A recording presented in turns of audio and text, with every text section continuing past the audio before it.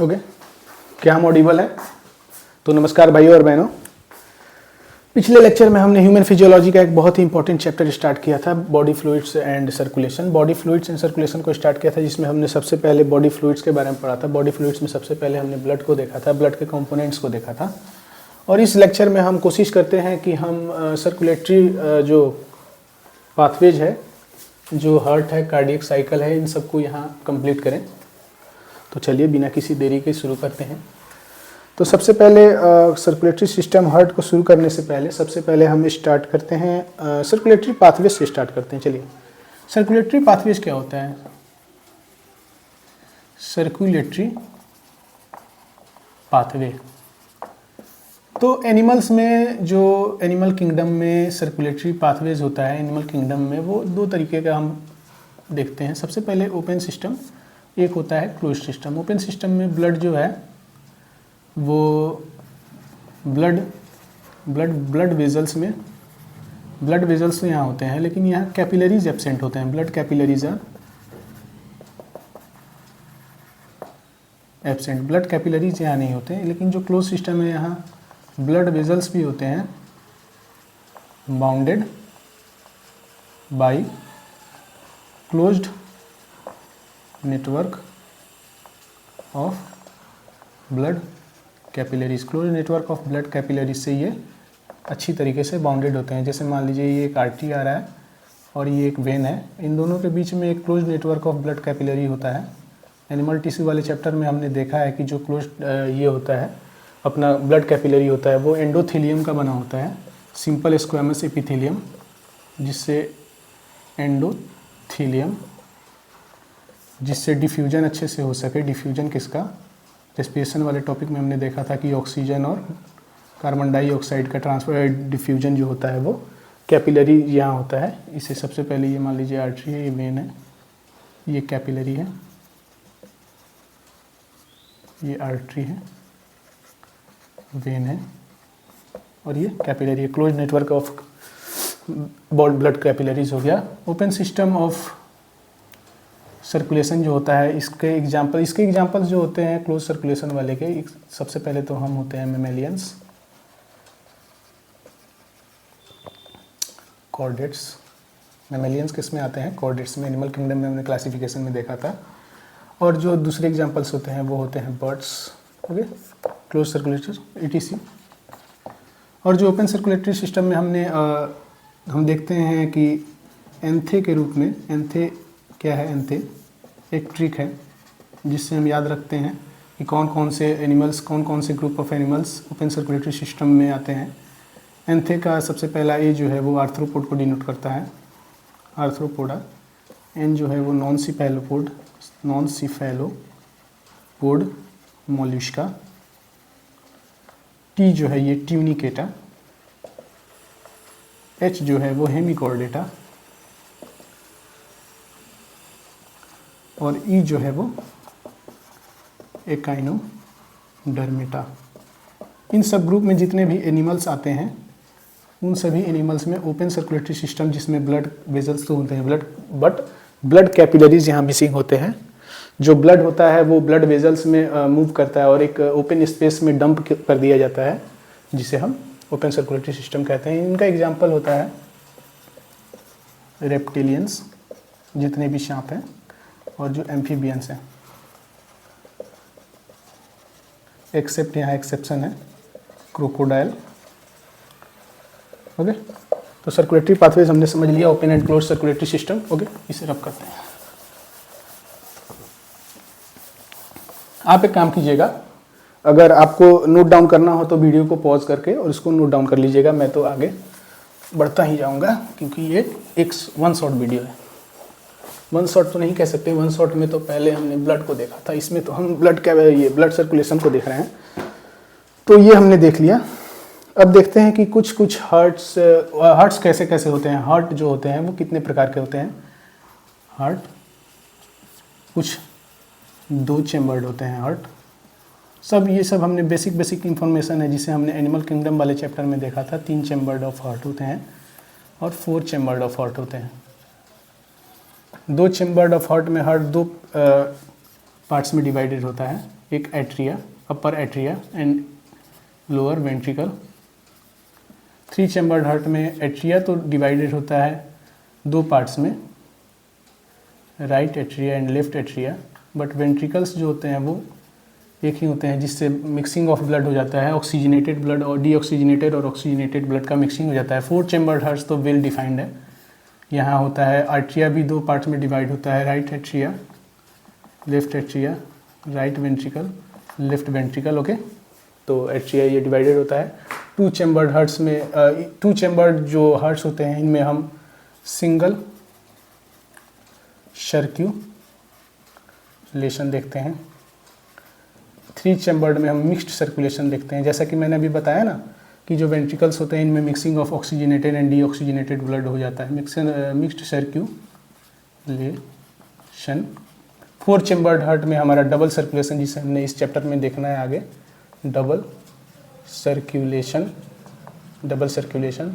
Double circulation क्या होता है कि जो ब्लड होता है वो एक बार हमारे लंग्स से जो होकर आता है, जहाँ पे ऑक्सीजनेशन होता है लंग्स में ब्लड का, और दूसरी बार जो ऑक्सीजनेटेड ब्लड है वो पूरे शरीर में बॉडी टिश्यूज़ को प्रोवाइड किया जाता है। तो हार्ट ये हो गया। एग्जांपल्स यहाँ देख लेते हैं। 4 चैम्बर्ड हार्ट में तो वही है, मैमेलियन। ओके, चलिए यही देखते हैं। ये 3 इसमें तो होता है फिश, और ये 3 चैम्बर्ड हार्ट्स का एग्जांपल वो हो गया एम्फीबिया रेप्टिलियंस। ओके, तो हार्ट का ये हो गया 2 चैम्बर 3 चैम्बर। ये सब इन्फॉर्मेशन तो हमें केवल बेसिक इन्फॉर्मेशन है जिससे हम हार्ट को अच्छे से समझ पाएँ। ये सब हमें एनिमल किंगडम वाले चैप्टर में ही देखना होता है। तो चलिए सबसे पहले हम समझने का कोशिश करते हैं कि हार्ट का काम क्या होता है। हार्ट एक पंप है, पंप की तरह काम करता है। हमारे ह्यूमन बॉडी में होता है हार्ट एक पंप की तरह काम करता है, जो कि हमारे शरीर के अलग अलग बॉडी टिश्यूज से जो डीऑक्सीजनेटेड ब्लड अलग अलग बॉडी टिश्यूज से जो हमारे हार्ट में आता है, उसे हार्ट क्या करता है कि पंप करके उसे भेज देता है कहाँ, लंग्स के पास, और लंग्स में वहाँ पे ऑक्सीजनेशन ऑफ ब्लड होता है, और फिर लंग्स से पल्मोनरी वेन के थ्रू फिर से ब्लड वापस आता है कहाँ, हार्ट में। और हार्ट में लेफ्ट साइड ऑफ हार्ट यानी कि लेफ्ट एट्रियम और लेफ्ट वेंट्रिकल में ब्लड गिरता है, और फिर लेफ्ट वेंट्रिकल से आयोटा के थ्रू वो पूरे बॉडी में ये हो जाता है, ट्रांसफ़र किया जाता है। चलिए इसको एक बार समझते हैं सिंपल डायग्राम के थ्रू। उसके बाद तो हमें इंटरनल स्ट्रक्चर ऑफ हार्ट आगे चल के देखना ही है। पहले हम एक ये डायग्राम के थ्रू समझने का प्रयास करते हैं कि इंटरनल स्ट्रक्चर ऑफ हार्ट तो देखेंगे, पहले हम डायग्राम के हार्ट का फंक्शनिंग कैसे होता है। तो हार्ट जो है हमने अभी देखा 4 चैम्बर्ड में डिवाइडेड होता है। एनिमल्स का जो हार्ट होता है, मैमेलियंस का जो हार्ट होता है, तो 4 चैम्बर्ड में सबसे पहले हार्ट डिवाइडेड होता है। सबसे पहले जो ये इसको हम कहते हैं राइट साइड, इसको हम कहते हैं लेफ्ट साइड। हम अपने ऐसे जैसे लिख रहा हूँ मैं अभी, तो वैसे देखेंगे तो ये हो जाएगा हमारा राइट साइड और ये हो जाएगा हमारा लेफ्ट साइड, लेकिन ऐसा नहीं है। हम हार्ट का जब भी डायग्राम बनाते हैं तो अपने को ऐसे एज्यूम करके बनाते हैं कि ये हमारा राइट साइड है, ये हमारा राइट साइड और ये हमारा लेफ्ट साइड है। तो लेफ्ट साइड में राइट साइड और लेफ्ट साइड में हमने हार्ट को दोनों को डिवाइड कर दिया। तो सबसे पहले लेफ्ट साइड जो है, लेफ्ट साइड में लेफ्ट एट्रियम होता है, अपर वाला पार्ट एट्रियम एंड लोअर वाला पार्ट लेफ्ट वेंट्रिकल। अपर और राइट साइड में राइट एट्रियम और नीचे वाला पार्ट राइट वेंट्रिकल होता है, ठीक है। और यहाँ हम बना लेते हैं, यहाँ मान लीजिए हमारा बॉडी टिश्यूज़ है, बॉडी टिश्यूज़ में हमने देखा वहाँ ये कि मान लीजिए ये आर्टरी है और ये वेन है, जो कि हमने क्लोज सर्कुलेटरी सिस्टम का एग्जांपल देखा तो वहाँ समझा कि जो आर्टरी है, आर्टरी से ब्लड जब वेन्स में जाता है तो ये कैपिलरीज में टूट जाता है। यहाँ पे एंडोथेलियल सेल्स होते हैं, एंडोथेलियल जो कि सिंपल स्क्वैमस एपिथेलियम होता है, एक squamous epithelium. Floor like cells होते हैं, बहुत ही पतले सेल्स होते हैं। यहाँ से डिफ्यूज़न होता है कार्बन डाइऑक्साइड और ऑक्सीजन का, जो कि हमें डिफ्यूज़न में देखना होता है, ओके। तो यहाँ पे एंडोथेलियम हो गया, आर्टरी से जो यहाँ पे एक्सचेंज ऑफ गैसेज होता है। तो बॉडी टिश्यूज से जब भी ब्लड पास करता है तो क्या होता है कि ऑक्सीजनेटेड ब्लड वहाँ से ऑक्सीजन डिफ्यूज़ हो जाता है सेल्स में, बॉडी टिश्यूज़ में, और जो कार्बन डाइऑक्साइड है वो बॉडी टिश्यूज़ से ये ब्लड स्ट्रीम में आ जाता है और वो ब्लड हो जाता है क्या, डीऑक्सीजनेटेड ब्लड। तो बॉडी टिश्यूज से डीऑक्सीजनेटेड ब्लड सुपीरियर वीना केवा और इंफीरियर वीना केवा, जो कि हम देखेंगे अभी आगे इंटरनल स्ट्रक्चर ऑफ हार्ट में, बॉडी टिश्यूज से सीधे कहाँ चले आते हैं, राइट एट्रियम में। राइट एट्रियम में आते हैं और राइट एट्रियम से धीरे धीरे पास आउट होकर नीचे चले आते हैं। यहाँ वाल्व्स होते हैं जो कि हम इंटरनल स्ट्रक्चर में देखेंगे। राइट एट्रियम से ब्लड राइट वेंट्रिकल में आता है। राइट वेंट्रिकल से यहाँ एक पल्मोनरी आर्टरी होता है और पल्मोनरी आर्टरी इसी डीऑक्सीजनेटेड ब्लड को ऑक्सीजनेशन के लिए लंग्स के पास ले आता है। ऑक्सीजनेशन के लिए कहाँ आता है, डीऑक्सीजनेटेड ब्लड जो कि राइट एट्रियम में आया है बॉडी टिश्यूज से, वो आता है लंग्स के पास। लंग्स के पास ऑक्सीजनेशन ऑफ ब्लड होता है जो कि हमें रेस्पिरेशन चैप्टर में डिटेल्ड वहाँ देखना है। लंग्स में आता है और लंग्स से जो होता है डीऑक्सीजनेटेड ब्लड, यहाँ लिख लेते हैं DO2 ब्लड, यहाँ अभी भी DO2 ब्लड है, लंग्स में आया और लंग्स से डीऑक्सीजनेटेड ब्लड ऑक्सीजनेटेड, यहाँ से ऑक्सीजनेशन ब्लड का यहाँ ऑक्सीजनेशन हुआ और यहाँ से ब्लड जो है वो O2 ब्लड हो गया और अभी ये चला आता है। अभी लिखेंगे किसके किसके माध्यम से आता है, किसके किसके माध्यम से जाता है, उसका जो वेजल्स हैं उसका भी नाम लिखेंगे अभी। तो O2 ब्लड जो आता है वो सीधे चला आता है लेफ्ट एट्रियम में, लेफ्ट एट्रियम से लेफ्ट वेंट्रिकल में वो आता है। यहाँ भी वाल्व्स होते हैं जो कि हमें इंटरनल स्ट्रक्चर में देखना है, लेफ्ट एट्रियम लेफ्ट वेंट्रिकल के बीच में। और जो लेफ्ट वेंट्रिकल है, लेफ्ट वेंट्रिकल से जो ये सीधा जो ये O2 रिच ब्लड आया है अपना, वो लेफ्ट वेंट्रिकल से अयोटा के थ्रू फिर पूरे बॉडी में, बॉडी टिश्यू में अयोटा के थ्रू O2 ब्लड सप्लाई कर दिया जाता है। ठीक है, तो यहाँ पे हम वेजल्स का नाम लिखते हैं। बॉडी टिश्यूज से जो राइट एट्रियम में वेजल्स जो ले जाता है उसे हम कहते हैं वेना केवा, जो कि सुपीरियर वेना केवा और इंफीरियर वेना केवा में डिवाइडेड होता है।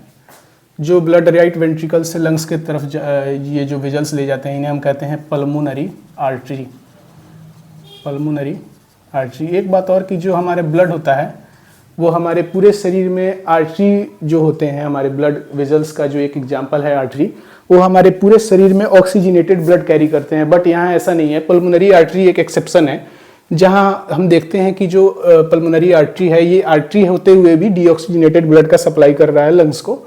यहाँ डीऑक्सीजनेटेड ब्लड है, ये एक्सेप्शन है पूरे आर्टरीज में। यही एक ऐसा आर्टरी होता है पल्मोनरी आर्टरी जो कि डीऑक्सीजनेटेड ब्लड का सप्लाई करता है लंग्स को, और लंग्स से जो ये वो ऑक्सीजनेशन होने के बाद जो O2 रिच ब्लड आता है ये लाता है पल्मोनरी वेन, और पल्मोनरी वेन ये क्या लाता है, ऑक्सीजनेटेड ब्लड। और पल्मोनरी वेन भी वेन्स में एक एक्सेप्शन है, क्योंकि हम देखते हैं जनरली जो वेन्स होते हैं वो पूरे शरीर में डीऑक्सीजनेटेड ब्लड का ही सप्लाई करते हैं। यहाँ भी हम देखते हैं जो ये आर्टरी आ रहा है ये O2 ब्लड लाता है और ये जो वेन है ये CO2 रिच ब्लड वापस से ले जाता है वहाँ, कहाँ, अपने एट्रियम में, राइट एट्रियम में। तो पल्मोनरी वेन से वापस आया ब्लड, लेफ्ट एट्रियम में डंप हुआ, लेफ्ट एट्रियम से लेफ्ट वेंट्रिकल में, और लेफ्ट वेंट्रिकल से हार्ट पंप करता है और वो पूरे शरीर के ब्लड बॉडी टिश्यूज में किसके थ्रू जाता है, अयोटा के थ्रू। अयोटा भी आगे चल के arteriole, artery, primary artery, secondary artery, primary artery, secondary artery, और छोटे छोटे आर्टेरियोल्स के थ्रू पूरे बॉडी टिश्यूज में ऑक्सीजनेटेड ब्लड का सप्लाई होता है। और इसी तरह से पूरे शरीर में जो है 24 घंटा क्या होता है, ब्लड का ट्रांसपोर्टेशन होते रहता है। तो हमने यहाँ एक ओवरव्यू लिया, ये एक्चुअल स्ट्रक्चर नहीं है हार्ट का, यहाँ केवल हमने एक ओवरव्यू लिया कि how circulation of blood occur in human body. Human body में सर्कुलेशन ऑफ ब्लड कैसे अकर होता है, जिसमें लंग्स होते हैं, हार्ट्स होते हैं, वेन्स, वेजल्स होते हैं, यही इसी को हमने ओवरव्यू लिया। तो चलिए इसका एक मैं समरी दे देता हूँ। तो सबसे पहले हमारे पास कुछ बॉडी टिश्यूज़ होते हैं। पूरे शरीर में हमारे बॉडी टिश्यूज़ ही टिश्यूज़ हैं। तो बॉडी टिश्यूज़ में जब भी आर्टरी कोई ब्लड ले जाता है, ऑक्सीजनेटेड ब्लड, यहाँ से ये एक साइकिल है, ठीक है। हम इसे कहीं से भी स्टार्ट कर सकते हैं। तो सबसे पहले हम स्टार्ट वहाँ से करते हैं कि बॉडी टिश्यूज़ में कोई वेजल्स है जो कि ऑक्सीजनेटेड ब्लड ले गया, वहाँ पे ऑक्सीजनेटेड ब्लड का बॉडी ब्लड कैपिलरीज से डिफ्यूज़न हुआ और रेस्पिरेशन के लिए सेल्स ने ये ले लिया, रेस्पिरेशन के लिए ऑक्सीजन ले लिया, और जो कार्बन डाइऑक्साइड जो ये होता है इसका प्रोडक्ट, एक्सक्रीटरी प्रोडक्ट होता है, वो कार्बन डाइऑक्साइड वापस से ब्लड में डिफ्यूज़ हो गया, और जो ब्लड है वो अब नाउ कार्बन डाइऑक्साइड रिच हो गया, यानी कि डीऑक्सीजनेटेड ब्लड हो गया। डीऑक्सीजनेटेड ब्लड क्या होता है कि जो वेन्स हैं, अलग अलग वेन्स होते हैं, छोटे छोटे वेन्स से वो आगे बढ़ते हैं, और लास्ट में वो वीना केवा जो एक बड़ा वेन ब्लड वेजल्स है, जो वेन जो बड़ा ये है वीना केवा, उसके थ्रू हमारे हार्ट में आते हैं। हार्ट में सबसे पहले वो आते हैं राइट एट्रियम में, जो राइट साइड वाला राइट एट्रियम है, उसमें सबसे पहले ब्लड डीऑक्सीजनेटेड ब्लड डंप होता है। डीऑक्सीजनेटेड ब्लड राइट एट्रियम से चला आता है राइट वेंट्रिकल में। राइट वेंट्रिकल से वहाँ से एक आर्टरी ओरिजिनेट होता है, पल्मोनरी आर्टरी, जो कि लंग्स में ले जाता है। वहाँ पे ऑक्सीजनेशन ऑफ ब्लड होता है। ऑक्सीजनेशन ऑफ ब्लड लंग्स में होता है, ये बात याद रखिएगा। ऑक्सीजनेशन ऑफ ब्लड के बाद वहाँ भी लंग्स में हमने रेस्पिरेशन वाले टॉपिक में देखा है कि वहाँ भी लंग्स में एल्वियोलाई होते हैं, एल्वियोलर सैक होते हैं, वहाँ से ब्लड का यहाँ ऑक्सीजन का डिफ्यूज़न होता है और कार्बन डाइऑक्साइड इसमें वापस चले आते हैं, और यहाँ से हम एक्सहेल करते हैं कार्बन डाइऑक्साइड। ये सब हमें तो उसमें रेस्पिरेशन वाले चैप्टर में देखना है। यहाँ तो हमें देखना है कि ब्लड कैसे कैसे मूव कर रहा है। तो लंग्स से ऑक्सीजनेटेड ब्लड, लंग्स में ऑक्सीजनेशन हो गया, यहाँ से ऑक्सीजनेटेड ब्लड वापस आ गया लेफ्ट एट्रियम में, लेफ्ट एट्रियम से लेफ्ट वेंट्रिकल। यहाँ भी कुछ वैल्व्स होते हैं जिन्हें हम इंटरनल स्ट्रक्चर ऑफ ब्लड में, ये हार्ट में देखेंगे। तो लेफ्ट एट्रियम से लेफ्ट वेंट्रिकल में गया, लेफ्ट वेंट्रिकल से वापस से बॉडी टिश्यूज में है, किसके सहायता से, आयोटा से। आयोटा प्राइमरी आर्टरी और सेकेंडरी आर्टरी में डिवाइड हो गया, वहाँ से वो आर्टेरियोल में, छोटे छोटे आर्टेरियोल्स में डिवाइड हो जाते हैं, जो कि बॉडी टिश्यूज के पास पहुँचते हैं। और ऐसे ये एक ओवरव्यू हो गया। चलिए, इसे आप स्क्रीनशॉट लेना चाहें तो ले सकते हैं, ये केवल समझने के लिए, ठीक है ना। तो हम 17 मिनट हो भी गए, चलिए इसे मिटाते हैं। अब स्टार्ट करते हैं हार्ट को डीपली जानना और समझना। ये तो हम 8 9 से भी पढ़ते आ रहे हैं कि ये फंक्शनिंग होता है, इसे हम सब्जेक्टिव में लिखते आ रहे हैं।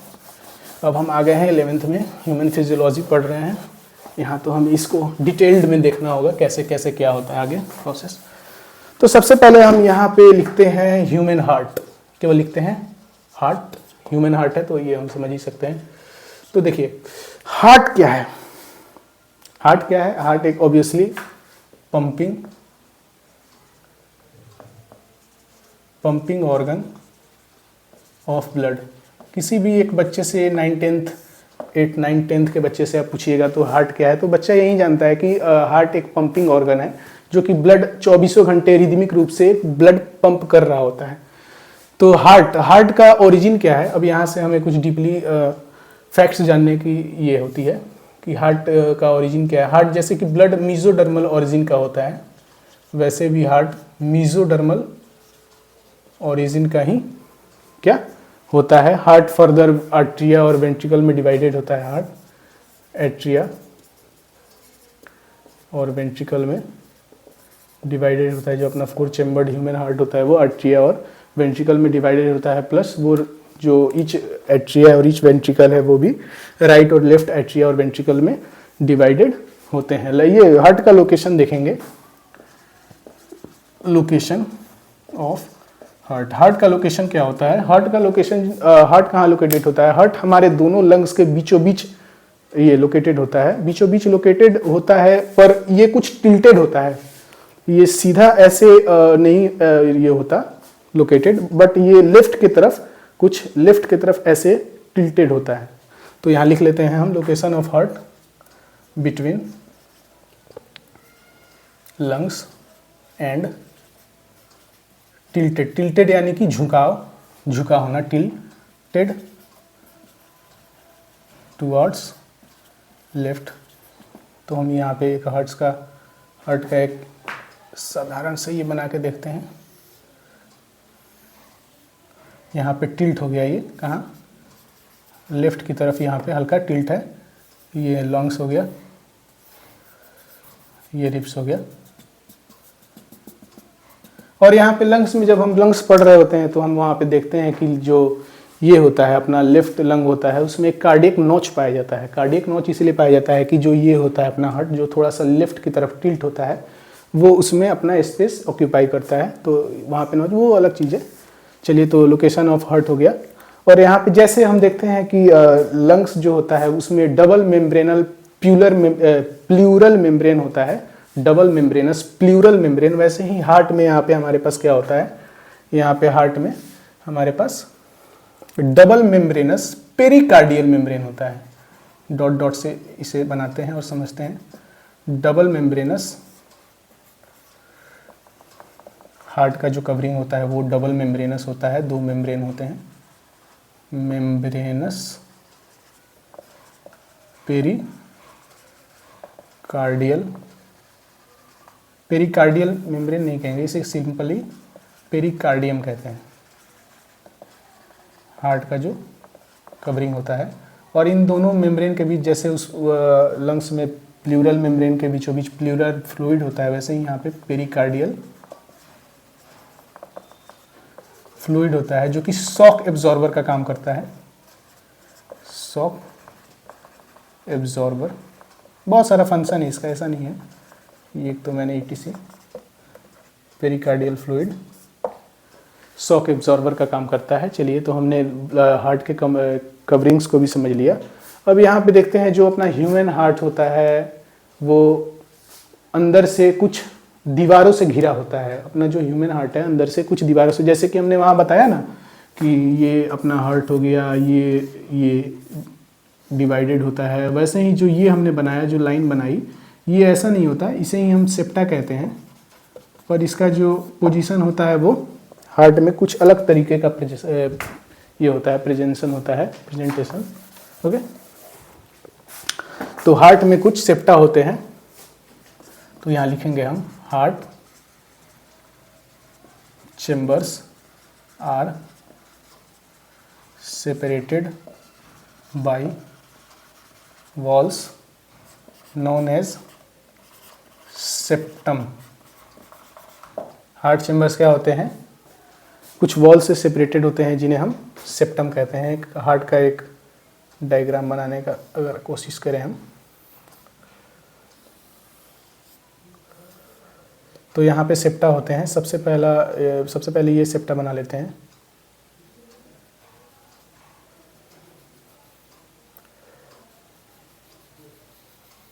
ये अपना हो गया राइट एट्रियम, ये हो गया राइट वेंट्रिकल, सॉरी, ये अपना हो गया राइट एट्रियम, ये हो गया अपना राइट वेंट्रिकल, ये हो गया अपना लेफ्ट एट्रियम और ये हो गया अपना लेफ्ट वेंट्रिकल। ओके, तो राइट जो एट्रियम और एट्रियम, राइट एट्रियम और लेफ्ट एट्रियम, दोनों एट्रियम के बीच जो सेप्टा होता है इसे हम एट्रियल सेप्टा कहते हैं। एट्रियल सेप्टा, जो दोनों वेंट्रिकल के बीच में जो सेप्टम होता है, जो दोनों वेंट्रिकल्स के बीच में सेप्टम होता है, इसे हम वेंट्रिक्यूलर सेप्टम या सेप्टा कहते हैं। वेंट्रिकुलर सेप्टम कहते हैं, एक ही होता है। एट्रियल सेप्टम, राइट वेंट्रिकल और लेफ्ट वेंट्रिकल के बीच जो सेप्टम है वो वेंट्रिकुलर सेप्टम है, और राइट एट्रियम और लेफ्ट एट्रियम के बीच जो सेप्टम है वो एट्रियल सेप्टम है। और जो वेंट्रिकल और एट्रियम के बीच में जो ये कॉमन सेप्टम है इसे हम कहते हैं atrio ventricular septum. Atrio ventricular septum. अब यहाँ एक चीज देखिए आप, जो एट्रियल सेप्टम है जो और ये वेंट्रिकुलर सेप्टम है, जो एट्रिया और वेंट्रिकल को ये सेपरेट कर रहा है, ये दोनों मस्कुलर सेप्टम होते हैं, मस्कुलर इन नेचर। ये मस्कुलर है, मसल सेल से बना है, मसल टिश्यू से, मस्क्यूलर। और देखिए, और जो ये होता है राइट एट्रिया और लेफ्ट एट्रिया के बीच जो ये एट्रियल सेप्टम है ये थिन होता है, ये पतला होता है एज कम्पेयर टू इसके। और ये राइट वेंट्रिकल और लेफ्ट वेंट्रिकल का जो मस्कुलर ये सेप्टा है ये थिक होता है, मस्कुलर और थिक होता है। और जो एट्रियो वेंट्रिकुलर सेप्टम है ये क्या होता है, फाइब्रस होता है, ये मस्कुलर नहीं होता है। एट्रियम और वेंट्रिकल को सेपरेट करने वाला जो ये सेप्टम है ये फाइब्रस होता है और ये भी थिक होता है। तो हमने यहाँ पे ये समझा और इसके चारों तरफ क्या होता है, पेरिकार्डियम। चलिए देखिए, अगर आप स्क्रीनशॉट लेना चाहें तो स्क्रीनशॉट ले सकते हैं। ये हमने समझा हार्ट के सेप्टम्स के बारे में। ओके, और एक चीज़ यहाँ ही मैं बता दूं कि जो हम जनरली देखते हैं कि जो नीचे वाला पार्ट होता है उसे हम बेस कहते हैं और जो ऊपर वाला पार्ट होता है उसे हम एपेक्स कहते हैं, लेकिन यहाँ ये उल्टा है। हम अगर बहुत सारे बच्चे इसमें मिस अंडरस्टैंडिंग रखते हैं और मिसकंसेप्ट रखते हैं कि ये जो ये पार्ट है ये बेस है, लेकिन नहीं, ये यहाँ पे ये एपेक्स पार्ट है और ये जो पार्ट है ये बेस ऑफ हार्ट है। ये एपेक्स और ये बेस। ओके, तो अगर आप इसका स्क्रीनशॉट लेना चाहें तो स्क्रीनशॉट ले सकते हैं। हम आगे बढ़ते हैं, अब स्टार्ट करते हैं internal structure of heart. Heart का इंटरनल स्ट्रक्चर, अभी तक तो हमने अभी 8, 9, 10 ये आज तक जो भी हमने पढ़ा है जूनियर क्लासेज में, उनमें हमने केवल देखा है क्या, एक्सटर्नल स्ट्रक्चर, और ये आज तक हम वो ही बनाते आए हैं, डायग्रामेटिक व्यू। पर अब हम इंटरनल स्ट्रक्चर समझने और देखने की कोशिश करते हैं। तो आइए, सबसे पहले यहाँ लिखते हैं क्या, internal structure of heart. Internal structure of heart बहुत ही इंटरेस्टिंग टॉपिक है। अगर ये हम स्ट्रक्चर समझ जाए ना हार्ट का, तो हम जितने भी फंक्शनिंग होते हैं वो सब समझना बहुत आसान है, क्योंकि हार्ट में जो है वो स्ट्रक्चर ही मेन टफ टॉपिक है। टफ नहीं कह सकते, वो ये कंसेप्चुअल टॉपिक है। अगर उसका हम कंसेप्ट समझ जाएं, कौन सा चैम्बर, कौन सा वाल्व कहाँ कहाँ प्रेजेंट होता है, तो उसके बाद जो फंक्शनिंग होती है, कार्डियक साइकिल होता है, उसे समझने में हमें ज़्यादा कठिनाई नहीं सामना करना पड़ेगा। तो चलिए सबसे पहले यहाँ लिखते हैं internal structure of heart. Heart का इंटरनल स्ट्रक्चर देखते हैं हम। तो मैं तो हार्ट का एक डायग्राम बनाऊंगा, आप उतना ये अपने को उसको डायग्राम को उतना सीरियस मत लीजिएगा, क्योंकि मेरा जो ड्राइंग है वो बहुत ही अच्छा है। तो मैं बना के आपको बताता हूँ। आप अपने से सुंदर डायग्राम बना सकते हैं गूगल से सर्च करके। तो मैं तो साधारण ड्राइंग ही बनाता हूँ। तो चलिए बनाते हैं। एक काम करते हैं, इस कलर से, ब्लैक से बनाते हैं उसमें, और जो मार्किंग होगा वो ब्लू कलर से कर लेंगे। तो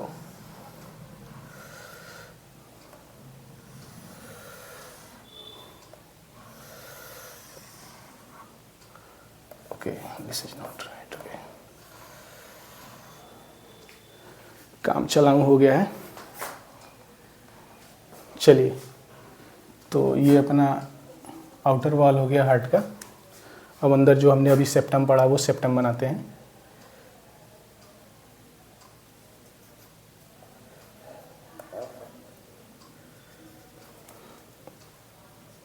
ओके, ये अपना एट्रियो वेंट्रिकुलर सेप्टम हो गया। एट्रियल सेप्टम और वेंट्रिकुलर सेप्टम अलग अलग बनाते हैं, एक ही में बार बना लेते हैं, उसको अलग कर लेंगे।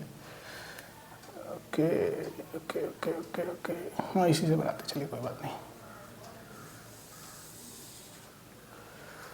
और ये इतना थिन नहीं होता, इसे थोड़ा सा थिक बनाइए।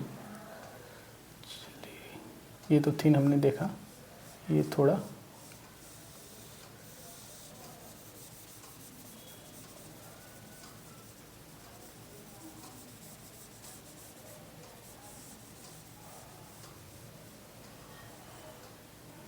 क्या कंपैरेटिवली बहुत ही थिक होता है।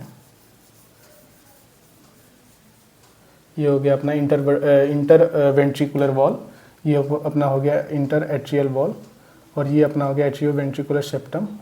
ओके, अब यहाँ पे कुछ वॉल्व्स प्रेजेंट होते हैं, जैसे कि मैंने वहाँ भी आपको बताया कि राइट वेंट्रिकल और लेफ्ट वेंट्रिकल, राइट वेंट्रिकल और राइट एट्रियम और लेफ्ट एट्रियम और लेफ्ट वेंट्रिकल के बीच वेल्व्स प्रेजेंट होते हैं। उन वेल्व्स को पहले बनाते हैं, उनसे पहले काम करते हैं।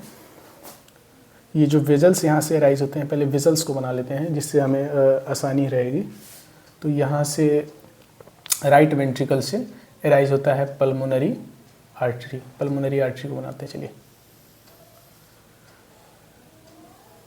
ये अपना राइट वेंट्रिकल से पल्मोनरी, यहाँ ऐसा नहीं बनते, ये अपना पल्मोनरी आर्टरी निकल रहा है, जो कि पेयर में मौजूद होता है।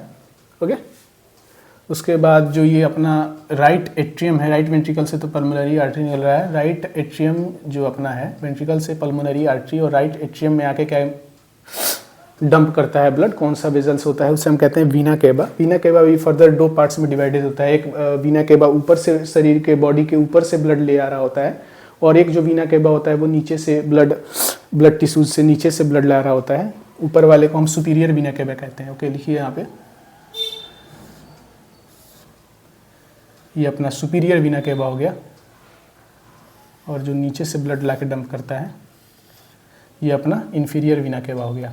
ओके, और यहाँ पे जो राइट एट्रिया और राइट वेंट्रिकल के बीच में जो वॉल्व्स होते हैं, उन वॉल्व्स को यहाँ बना लेते हैं। ओके, ये अपना वॉल्व हो गया। अब आइए हम लेफ्ट साइड में आते हैं। लेफ्ट साइड में सबसे पहले जो ये लेफ्ट एट्रियम है, इसमें कौन सा वेजल आके अपना ब्लड पोर करता है? इनमें सबसे पहले आता है अपना ये पल्मोनरी वेन, जो कि लंग से आता है। पल्मोनरी वेन, यहाँ तो मैंने एक पेयर ही बनाया, लेकिन जो पल्मोनरी वेन होता है वो रियलिटी में दो पेयर में मौजूद होता है। एक इसके पीछे से आ रहा होता है पल्मोनरी वेन, और ये एक फ्रंट से। मैं यहाँ दिखा नहीं सकता, आप इसे समझ लीजिएगा, मैं लिखूंगा अभी। तो ये पल्मोनरी वेन अपना ब्लड आके डंप किया। ओके, उसके बाद जो लेफ्ट वेंट्रिकल है, लेफ्ट वेंट्रिकल से एक बहुत ही बड़ा ये वेजल एराइज होता है। इस वेजल को एओर्टा कहते हैं, जैसे कि हमने पिछले इसमें भी देखा।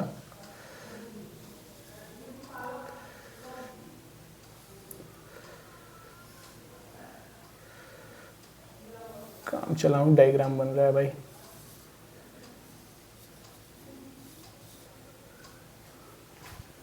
ये अपना क्या हो गया? एओर्टा।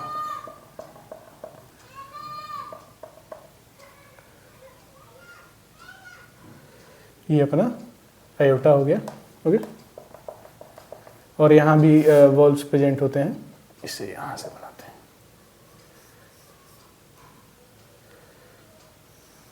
ओके, यहाँ भी कुछ वेल्व्स प्रेजेंट होते हैं। वेल्व्स का नाम अभी हम लिखेंगे। तो एक मोटा मोटी सा ये हो गया अपना।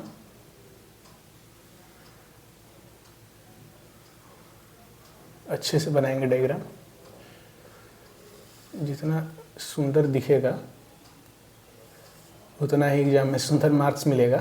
ओके, तो ये यहाँ से ऐसे। ओके, ये अपना ये हो गया, वॉल हो गया। और देखते हैं, ये देखते हैं जो अपना ये लेफ्ट वेंट्रिकल होता है, लेफ्ट वेंट्रिकल, इसका जो वॉल होता है, ये जो वॉल होता है अपना, ये काफ़ी थिक होता है as compare to right ventricle. Right ventricle का ये वॉल हो गया।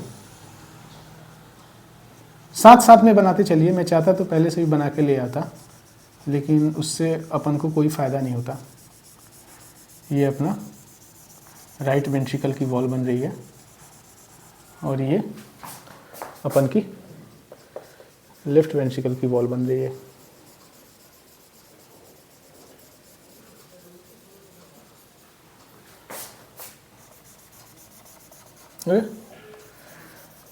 आप इसे अपना ये कर लेंगे, अपने कॉपी में बनाएंगे तो इससे बढ़िया से वो कर लेंगे कलर, जिससे वो ऐसा लगे कि हाँ ये वॉल थिक है as compare to this wall.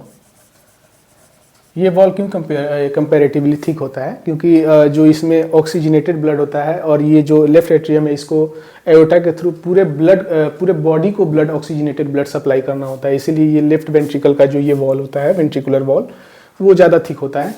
इसके रीज़न में ये हो गया। चलिए अब हम यहाँ पे नेमिंग करते हैं। और एक और यहाँ पे चीज़ लिख लीजिए, ये जो अपना राइट एट्रियम होता है, राइट एट्रियम में एक यहाँ पे कोरोनरी साइनस होता है। कोरोनरी साइनस, कोरोनरी सर्कुलेशन में जब हम देखेंगे तो यहाँ पे कोरोनरी साइनस का ये इंपॉर्टेंस देखेंगे। ओके, और एनसीईआरटी में ये मेंशन है कि जो वेंट्रिकुलर वॉल होती है उस पर वेंट्रिकुलर वॉल के बेस पे पैपिलरी मसल्स प्रेजेंट होते हैं। Papillary muscles are present on the base of ventricular wall of human heart.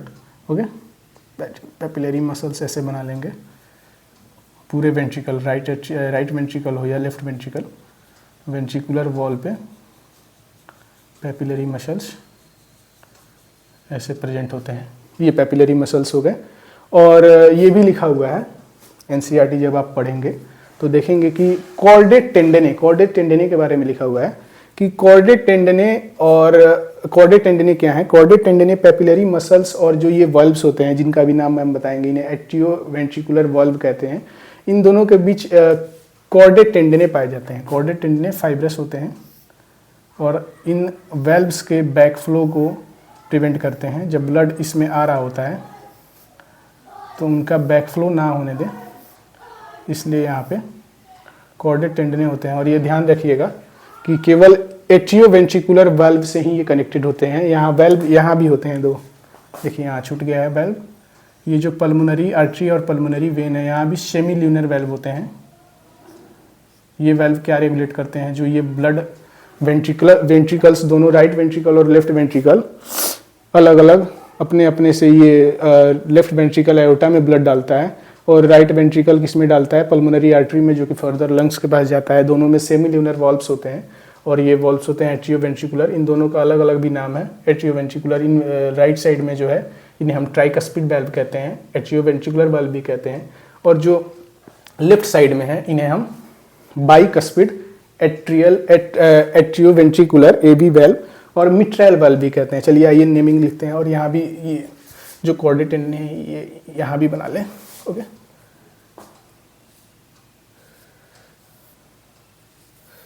ध्यान रखिएगा कि केवल एबी वाल्व्स जो हैं एट्रियोवेंट्रिकुलर, जो ये वाल्व हैं और जो ये वाल्व हैं, इन्हीं से कॉर्डेट टेंडने को आप अटैच करें।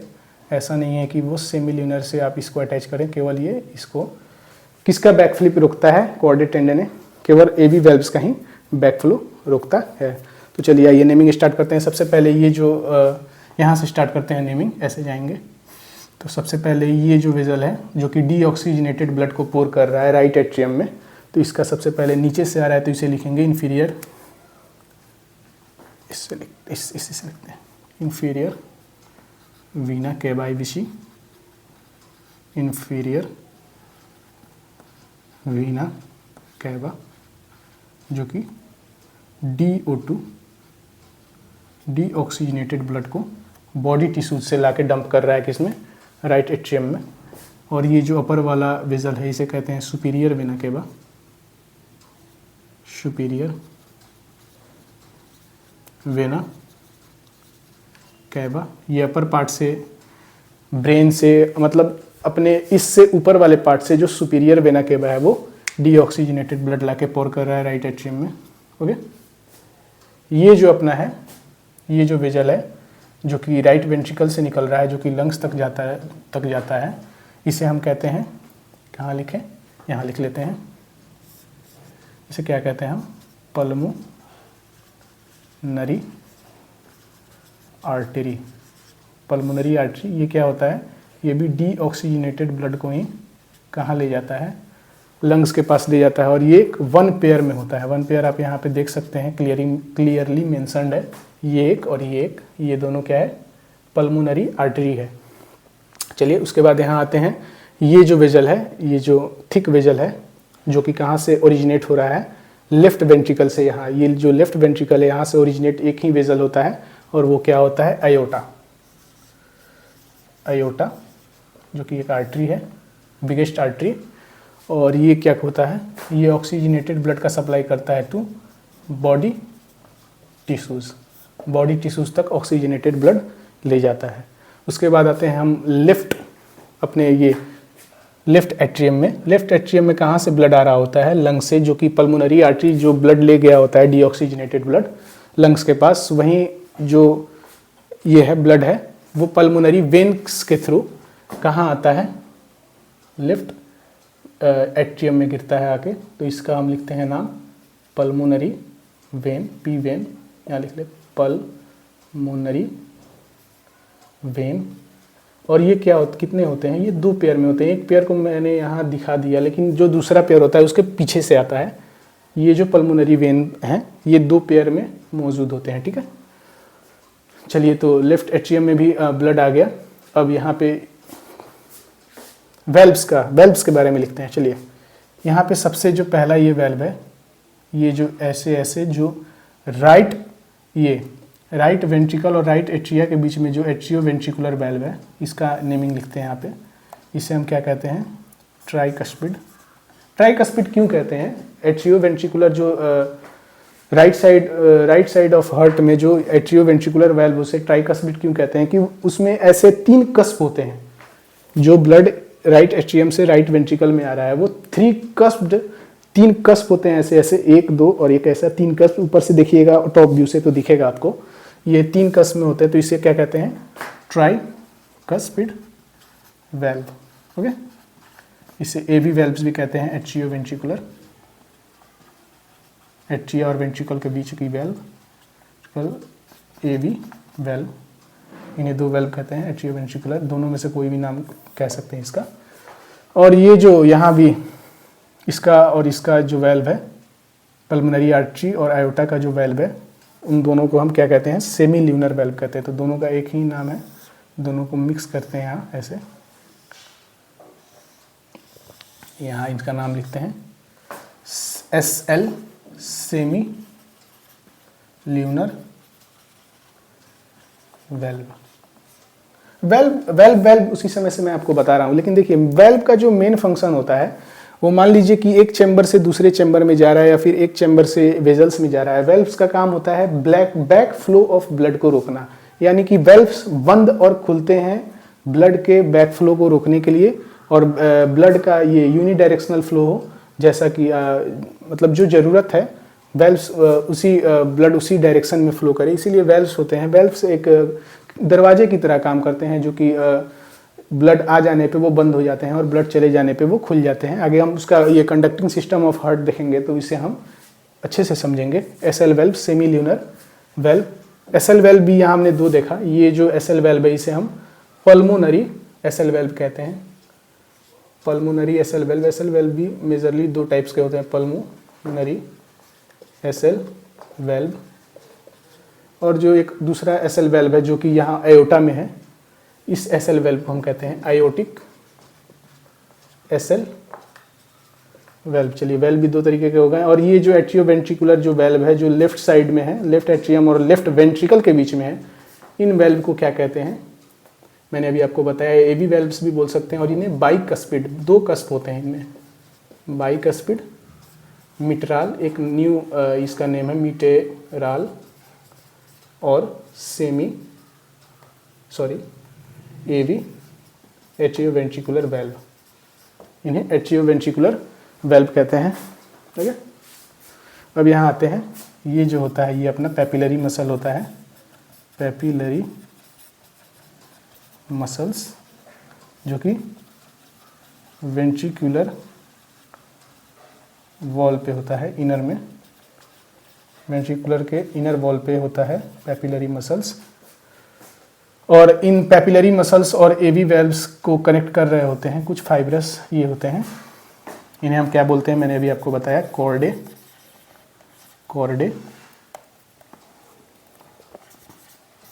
टेंडेने। कॉर्डे टेंडेने ये कहाँ पर ये प्रेजेंट होते हैं? Between papillary muscles and AV valves. ध्यान रखिएगा, केवल एवी वेल्व से ये जुड़े होते हैं, एसएल वेल्व से इन्हें जोड़ने का गलती मत कीजिएगा आप, ओके ना। एसएल वेल्व से भूल कभी इन्हें ये ऐड मत कीजिएगा। पैपिलरी कॉर्डे टेंडेने हो गया। और इसे मैंने अभी बताया कोरोनरी साइनस, जो कि कोरोनरी सर्कुलेशन में जिन्हें हम पढ़ेंगे। कोरोनरी सर्कुलेशन बेसिकली क्या है? कोरोनरी, जैसे कि हार्ट तो हमारे पूरे शरीर को ब्लड पंप कर ही रहा होता है, तो हार्ट, सोचने वाली बात है कि हार्ट खुद भी तो एक ऑर्गन है, उसे भी तो ब्लड की ज़रूरत है, उसे भी तो ऑक्सीजन की ज़रूरत है, वो भी तो रेस्पिरेशन करेगा। हार्ट में मौजूद जितने भी कार्डियक सेल्स हैं, कार्डियक मसल्स हैं, उनमें भी जितने सेल्स हैं, उन सभी को भी तो रेस्पिरेशन चाहिए, उन सभी को भी तो एनर्जी चाहिए, क्योंकि ये रिदमिक 24 आवर्स रिदमिक ये करता है, पंपिंग करता है, तो इसे भी तो एनर्जी चाहिए ना। तो इसलिए कोरोनरी सर्कुलेशन एक अलग टॉपिक है, अभी तो हम ये पढ़ रहे हैं ना कोरोनरी सर्कुलेशन। इसी में हम आगे देखेंगे तो उसमें समझेंगे कि कोरोनरी सर्कुलेशन क्या है। इसलिए यहाँ पे एक ये साइनस मौजूद होता है, साइनस यानी कि खोखला मौजूद होता है, space, coronary sinus. Okay, coronary sinus, और ध्यान से देखते हैं सब हो गया। सबसे पहले वीना केवा, inferior superior, pulmonary artery, aorta, pulmonary vein, okay. उसके बाद हो गया अपना बाइकस्पिड मिट्रल एवी वाल्व जो कि लेफ्ट साइड में होता है, एट्रियोवेंट्रिकुलर वाल्व। राइट साइड में ट्राइकस्पिड एट्रियोवेंट्रिकुलर वाल्व होता है। पेपिलरी मसल्स होते हैं वेंट्रिकुलर वाल्व पे इनर साइड में, ओके। कॉर्डे टेंडने होता है जो कि ज्वाइन करता है पेपिलरी मसल्स और AV valves.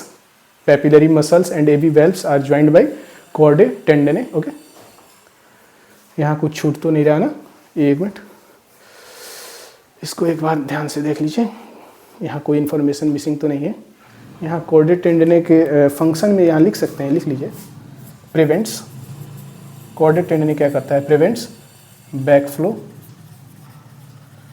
Of blood, blood के बैक फ्लो को रोकता है या इसे पकड़ के रखता है, एट्रियोवेंट्रिकुलर वाल्व को पकड़ के रखता है कि जब ब्लड राइट एट्रियम या लेफ्ट एट्रियम से लेफ्ट वेंट्रिकल में चला जाए, तो जब लेफ्ट वेंट्रिकल जब ब्लड को पंप करे तो वो ब्लड बैक फ्लो होके वापस से राइट एट्रियम या लेफ्ट एट्रियम में ना जाए, वो पंपिंग के बाद वो कहाँ जाए, वो पल्मोनरी आर्टरी और एओर्टा में जाए, जिससे ब्लड का रिदमिक सर्कुलेशन बना रहे, ओके।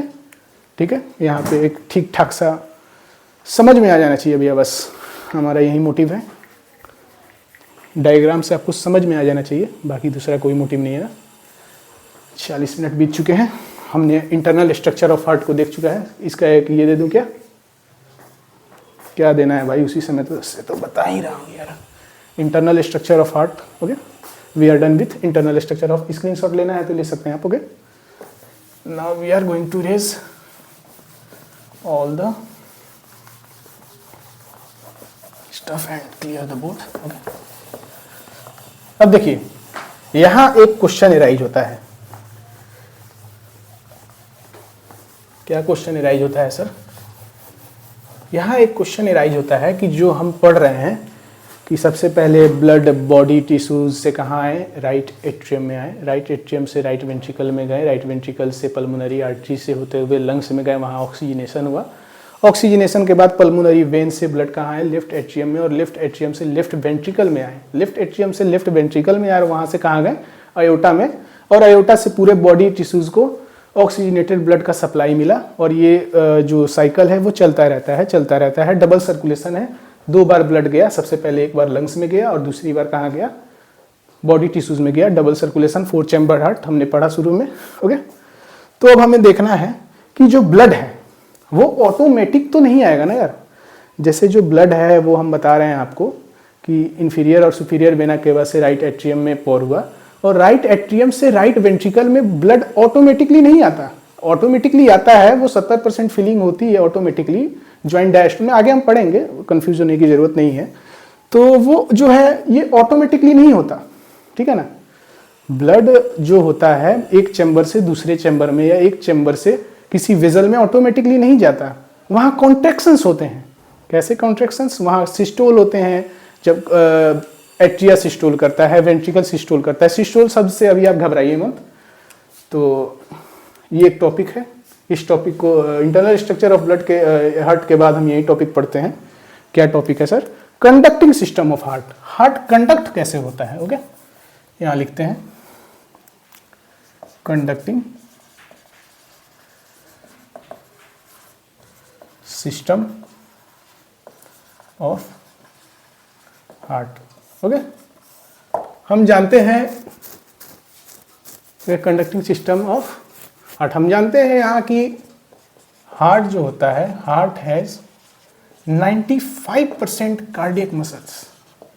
कार्डियक मसल्स के बारे में हमने एनिमल टिश्यूज चैप्टर में पढ़ रखा है कि कार्डियक मसल्स जो होते हैं वो कभी फैटिंग नहीं होते। इनमें जितने भी सेल्स होते हैं ये रिदमिक कॉन्ट्रैक्शन बना करके रखते हैं। इनमें इंटर कैलरी डिस्क होता है, intercalary disc are present in cardiac muscle.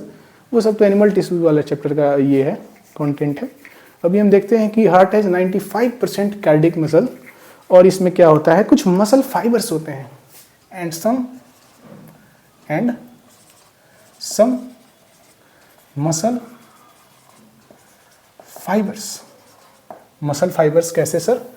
Heart में कुछ ऐसे मसल फाइबर्स होते हैं जो कि क्या होते हैं, ऑटो एक्साइटेबल होते हैं। ऑटो एक्साइटेबल तो ऑटो एक्साइटेबल को आप समझने के लिए heart has some special type of auto excitable muscle fibres. Okay, auto excitable को समझने के लिए हम ऐसे समझ सकते हैं कि जैसे मान लीजिए कि किसी काम को करने के लिए किसी व्यक्ति को स्टिमुलस देना पड़ता है। मान लीजिए कि मुझे ये काम करना है, मुझे कोई स्टिमुलस मिला तो मैंने ये काम किया। जैसे हम अपने बॉडी में ही समझने का प्रयास करें कि जैसे हमारा ब्रेन जो है वो रिफ्लेक्सेस देता है, वो हमें इंफॉर्मेशन देता है डिफरेंट ऑर्गन्स को, जिससे वो ऑर्गन्स या जिससे वो बॉडी पार्ट्स काम करते हैं, वो रिफ्लेक्सेस देता है।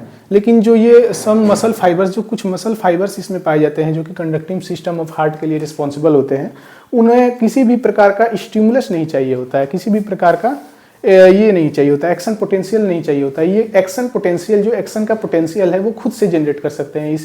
इसे स्टार्ट करने के लिए, पेस मेकिंग के लिए, हार्ट को पेस मेकिंग करने के लिए, अपना हार्ट बीट चालू करने के लिए किसी भी प्रकार का एक्सटर्नल स्टिमुलस नहीं चाहिए होता है।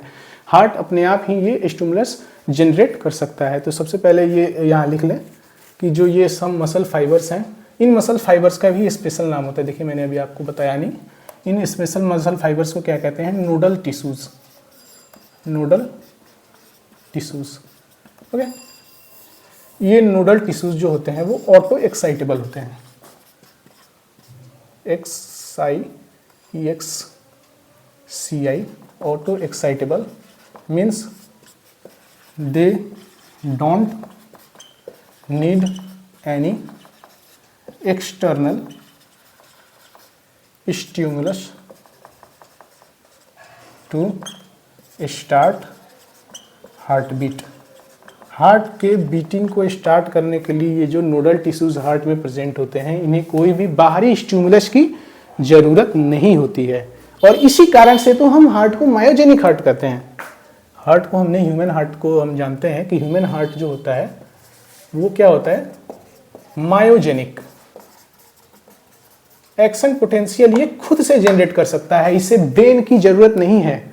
ये ऐसा जरूरी नहीं है कि जब तक ब्रेन हार्ट को स्टिमुलस दे कि हाँ भाई धड़को, अब हार्ट बीट करो, तो ये जरूरी नहीं है कि ब्रेन ही इसको हार्ट टिश्यूज को, हार्ट कार्डियक मसल्स और मसल फाइबर्स को जब तक इंफॉर्मेशन दे तभी ये स्टार्ट करे, तभी ये हार्ट बीट स्टार्ट करे। ऐसा नहीं है। हार्ट मायोजेनिक होता है हमारा हार्ट। इनमें नोडल टिश्यूज होते हैं, ये ऑटो एक्साइटेबल होते हैं, ये खुद से एक्साइट होकर के हार्ट बीट चालू करा सकते हैं। नोडल टिश्यूज भी 4 तरीके के होते हैं। हम अपने ह्यूमन हार्ट में नोडल टिश्यूज, हमारे ह्यूमन हार्ट में 4 तरीके के होते हैं, उन्हें हम आगे पढ़ेंगे। लेकिन आप ये मिसकंसेप्शन मत रखिएगा कि ब्रेन बिना ये इंफॉर्मेशन दिए ये चालू हो जाता है हार्ट बीट, तो ब्रेन इस हार्ट बीट को कंट्रोल नहीं कर सकता। हम देखते हैं कि जो अपने एथलीट्स होते हैं उनमें हार्ट बीट ज़्यादा होता है, ज़्यादा तेज होता है। हमारे में हार्ट बीट होता है लगभग 72 हार्ट बीट्स पर मिनट होता है, लेकिन जो एथलीट्स होते हैं उनमें ज़्यादा देखा जाता है हार्ट बीट। क्यों? क्योंकि ब्रेन कैन रेगुलेट, यहाँ लिखते हैं, brain can regulate the heart beat, यानी इट कैन इंक्रीज और decrease the heart beat. Okay, brain increase और डिक्रीज कर सकता है। स्टार्ट भले ही कराए वो ना कराए, ये अपने से स्टार्ट हो जाए वो अलग चीज है, लेकिन ब्रेन जो है वो हार्ट बीट को बढ़ा सकता है। किसी भी इमरजेंसी के कंडीशन में हम देखते हैं कि हार्ट बीट अपना तेज हो गया होता है, तो ब्रेन इंक्रीज और डिक्रीज कर सकता है, उसके पास वो पोटेंशियल है। ब्रेन या जो अपना नर्वस सिस्टम है वो सिग्नलिंग करेगा तो अपना हार्ट बीट तेज हो जाएगा, ठीक है ना, तेज हो जाएगा या घट जाएगा, वो रेगुलेट कर सकता है। लेकिन स्टार्ट ये ना भी कराए तो ये अपने ऑटो एक्साइटेबल होते हैं। चलिए, तो अब हम नेक्स्ट इसमें प्रवेश करने जा रहे हैं। तो चलिए आगे स्टार्ट करते हैं, इसे रब करते हैं। अब कहाँ गया? कंडक्टिंग सिस्टम ऑफ हार्ट को, नोडल टिश्यूज के बारे में पढ़ते हैं। कौन कौन सा नोडल टिश्यूज हमारे हार्ट में मौजूद होता है, कहाँ कहाँ इनका लोकेशन होता है। और ये नोडल टिश्यूज, देखिए नोडल टिश्यूज खुद को भी इंफॉर्मेशन देते हैं। जैसे मैं अभी जो नोडल टिश्यूज आपको बताऊंगा, 4 प्रकार के नोडल टिश्यूज होते हैं हमारे ह्यूमन हार्ट में, तो वो नोडल टिश्यूज जो होते हैं वो खुद को आपस में एक दूसरे को इंफॉर्मेशन देते हैं, और वो एक लीनियर वे में देते हैं। मतलब एक नोडल टिश्यू दूसरे को, दूसरा तीसरे को, तीसरा चौथे को, ठीक है ना। तो यहाँ पे हम स्टार्ट करते हैं। सबसे पहले एक हार्ट का डायग्राम बनाते हैं, वहीं अपना काम चलाऊं सा डायग्राम।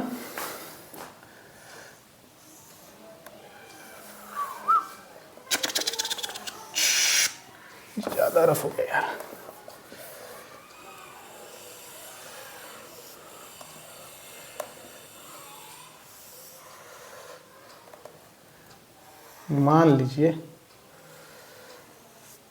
लीजिए ये अपना हार्ट है, ओके। यहाँ पे सेप्टम ये बना लेते हैं अपना, ये अपना एट्रियो वेंट्रिकुलर सेप्टम, ये अपना वेंट्रिकुलर एंड एट्रियल सेप्टम अलग अलग हो गया। ये जो वेंट्रिकुलर सेप्टम है ये थोड़ा थिक होता है, इसे थिक बना लीजिए। ये चल नहीं रहा मार्कर यार, ये थोड़ा थिन होता है और ये थोड़ा थिन होता है, ये भी थिक होता है। यहाँ वैल्व्स होते हैं, उतनी डिटेलिंग में जाने की जरूरत नहीं है अभी। तो हमें समझना है कि जो नोडल टिश्यूज मैंने अभी आपको बताया वो नोडल टिश्यूज का लोकेशन क्या होता है और वो नोडल टिश्यूज कैसे कैसे ये अपना ये शेयर करते हैं। तो सबसे पहला जो हार्ट में जो सबसे पहला नोडल टिश्यू होता है वो होता है SA node, SAN। SA node जो होता है वो सबसे पहला टिश्यू होता है और वो क्या होता है, पेसमेकर होता है। SA node is the pacemaker of heart. It has the capacity to generate the action potential. It has the capacity to generate action potential and start the heartbeat. Okay? तो इसका लोकेशन जो होता है ऐसे node का, इसका location कहाँ होता है, इसका अपना ऐसे नोड का लोकेशन यहाँ होता है। ओके, यहाँ लिखेंगे, सबसे पहले लिखेंगे SAN। ऐसे नोड का फुल फॉर्म होता है साइनो एट्रियल नोड। इसका लोकेशन होता है top right corner of right atrium.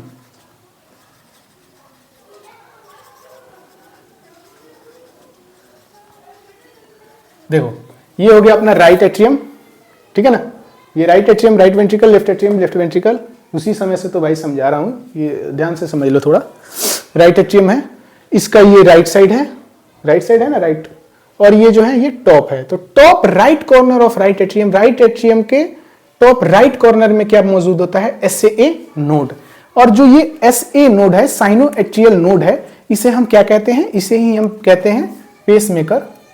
मैंने भी आपको बताया pacemaker maker. It can generate, it can generate action potential, action potential. और एक्शन पोटेंशियल को ही तो हम हार्ट बीट कहते हैं। ये एक्शन पोटेंशियल और हार्ट बीट। कितने एक्शन पोटेंशियल ऐसे नोड जनरेट करता है, तो ऐसे नोड जितना हमारा हार्ट बीट होता है 72 बीट्स पर मिनट, ये उतना ही एक्शन पोटेंशियल 72 ही नहीं 70 से 75 एवरेज लेके चलते हैं। एक्शन पोटेंशियल पर मिनट, हर मिनट में 70 से 75 एक्शन पोटेंशियल ये जनरेट कर सकता है क्या, SA नोड। अब देखिए SA नोड जो होता है वो क्या करता है, SA नोड देख लिया, पहले चारों का ये लोकेशन देख लेते हैं, उसके बाद उसका फंक्शन देखेंगे, ठीक है ना। SA नोड के बाद होता है अपना AV नोड। AV नोड कहाँ होता है, AV node atrio ventricular node. इसका लोकेशन कहाँ होता है, लोअर लेफ्ट कॉर्नर। जैसे हमने टॉप राइट कॉर्नर लिखा था ऐसे नोड में, वैसे ही ये लोअर लेफ्ट कॉर्नर ऑफ क्या, राइट एट्रियम।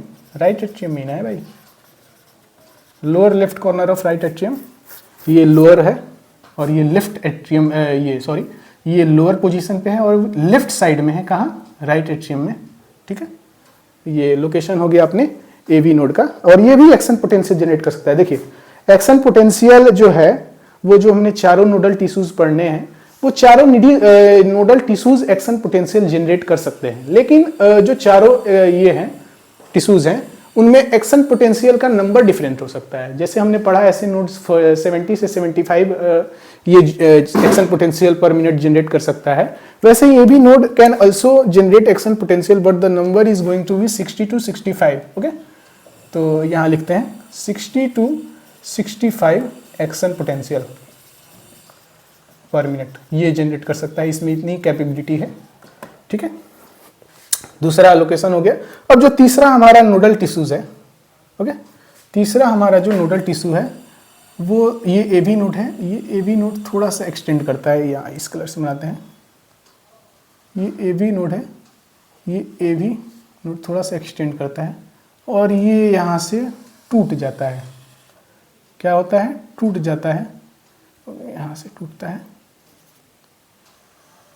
टूटता नहीं है, दो भागों में डिवाइड हो जाता है और डिवाइड होके वेंट्रिकल के, यहाँ वेंट्रिकल वॉल को हमने ये एक्सप्रेस नहीं किया अच्छे से। ये जो होता है, मैंने पिछले स्लाइड में ही आपको बताया कि वेंट्रिकुलर लेफ्ट साइड की जो वेंट्रिकुलर वॉल होती है वो थिक होती है as compare to right ventricular wall of heart. Okay, ये राइट वेंट्रिकुलर वॉल हो गई, ये कंपैरेटिवली थिक होगी, थिन होगी, सॉरी, ये थिन है।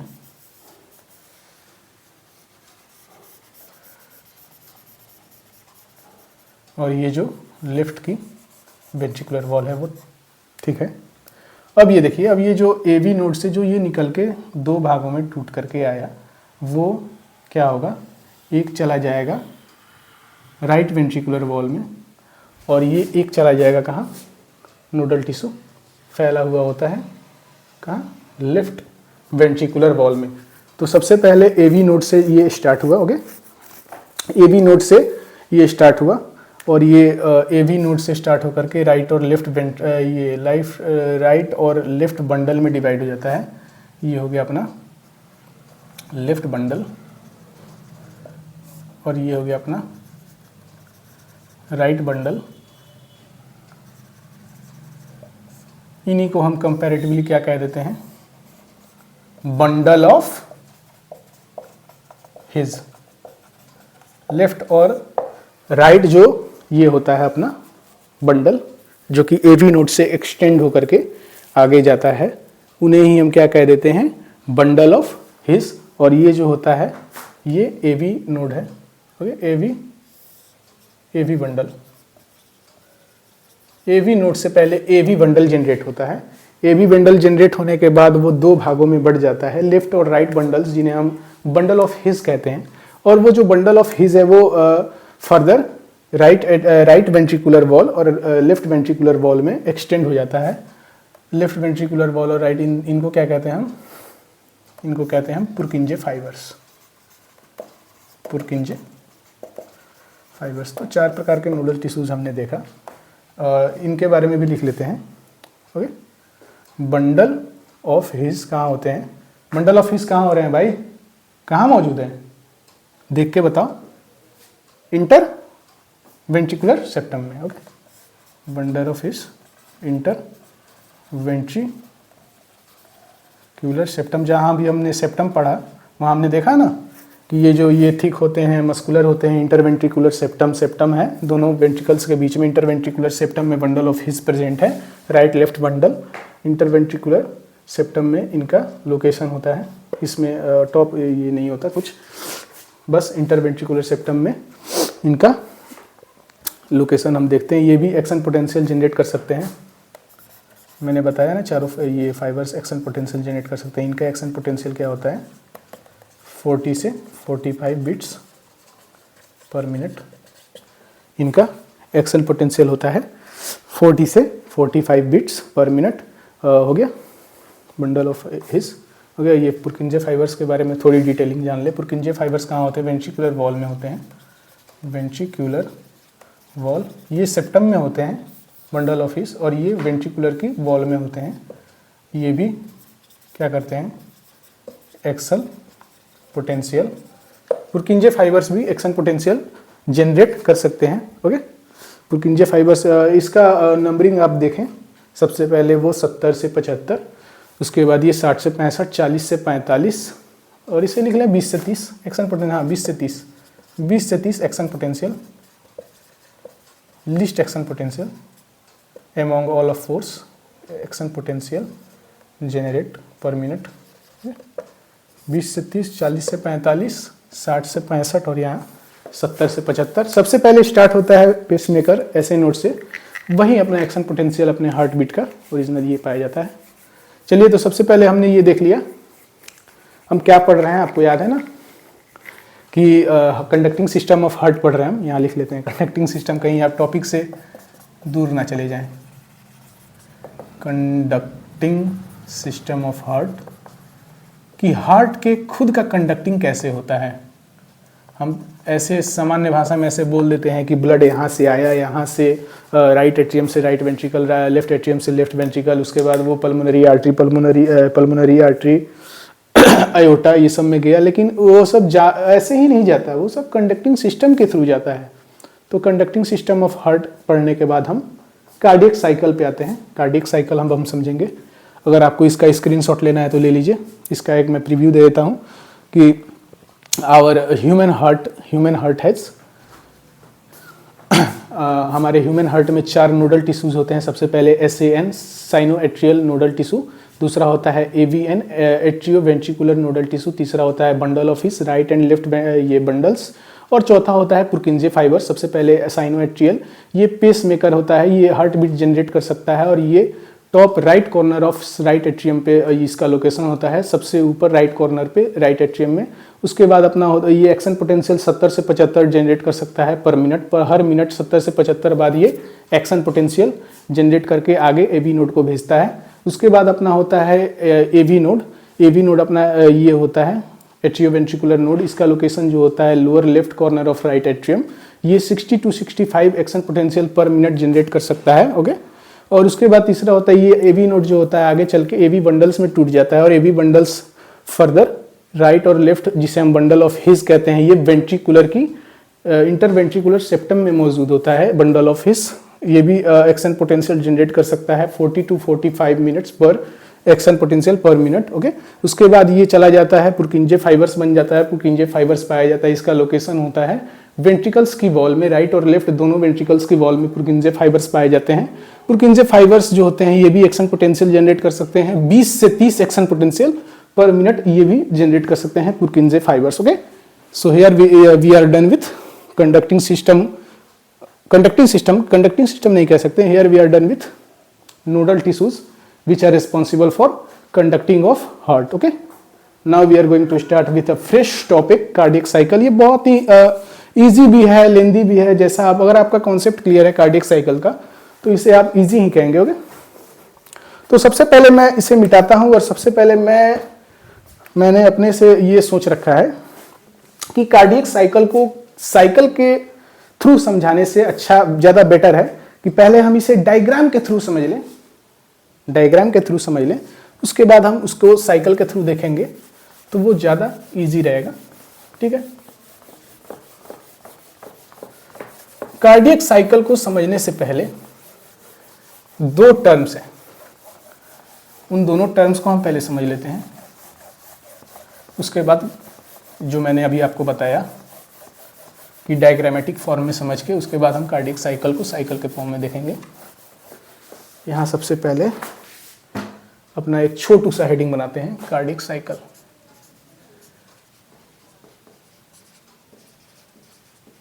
ओके, ये अपना कार्डियक साइकिल का हेडिंग हो गया। कार्डियक साइकिल को समझने से पहले जैसा कि मैंने अभी आपको 2 शब्द बताया, सबसे पहला शब्द होता है सिस्टोल और एक शब्द होता है diastole. Cardiac system, conducting system of heart को इन्हीं 2 वर्ड से डिनोट किया जाता है। सिस्टोल क्या है, देखिए सिस्टोल यानी कि साधारण भाषा में इसे समझना चाहें तो systole is the contraction of walls of heart. Contraction है वॉल्स ऑफ हार्ट के, डिफरेंट चेंबर्स होते हैं, जैसे कि मैंने आपको बताया ना, राइट एट्रियम, ये सब जो चेंबर्स होते हैं, राइट एट्रियम, राइट ये ventricle, left atrium, left ventricle, इनमें सिस्टोल देखा जाता है। Systole, what is systole? Systole is basically the contraction of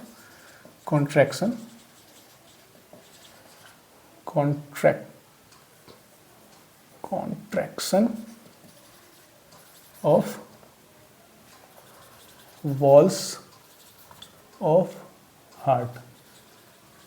okay, walls of heart को ये होता है, 2 तरीके का सिस्टोल होता है, आगे हम पढ़ेंगे। सिस्टोल भी 2 तरीके का होता है, एक होता है एट्रियल सिस्टोल, एक होता है वेंट्रिकुलर सिस्टोल। ओके, सिस्टोल 2 तरीके का होता है, एट्रियल सिस्टोल और वेंट्रिकुलर सिस्टोल। और देखिए यहाँ पे जो कॉन्ट्रैक्शन हम बोल रहे हैं ये जनरल भाषा में बोलते हैं, लेकिन जब हम ये न्यूरल वाला अपना जो चैप्टर है, नेक्स्ट चैप्टर, उसमें जब हम पढ़ेंगे तो वहाँ हम देखते हैं कि डीपोलराइजेशन होता है। एक दो टर्म होता है, एक होता है डीपोलराइजेशन और एक होता है रीपोलराइजेशन। तो डीपोलराइजेशन होता है, कॉन्ट्रैक्शन को हम यहाँ अगर बेटर एक्सप्लेन करने के लिए अगर हम एक नया शब्द इंट्रोड्यूस करें तो वो होता है डीपोलराइजेशन।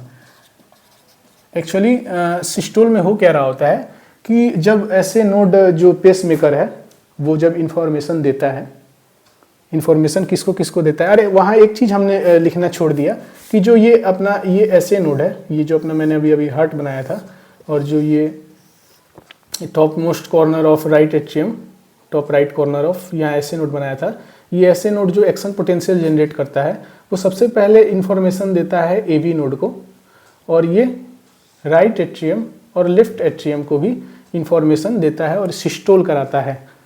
हमने पढ़ा ना कि एक्शन पोटेंशियल जनरेट करता है, तो जो ऐसे नोड होता है यहाँ जो प्रेजेंट होता है ऐसे नोड SAN, वो राइट एट्रियम, ये जो राइट एट्रियम है अपना और ये जो लेफ्ट एट्रियम है, इन दोनों को भी इंफॉर्मेशन पहुंचाता है कि तुम अब सिस्टोल करो। इंफॉर्मेशन क्या पहुंचाता है, वहीं डीपोलराइजेशन जो मैंने अभी आपको बताया वहीं डीपोलराइज्ड कर देता है मेम्ब्रेन को इंफॉर्मेशन के थ्रू।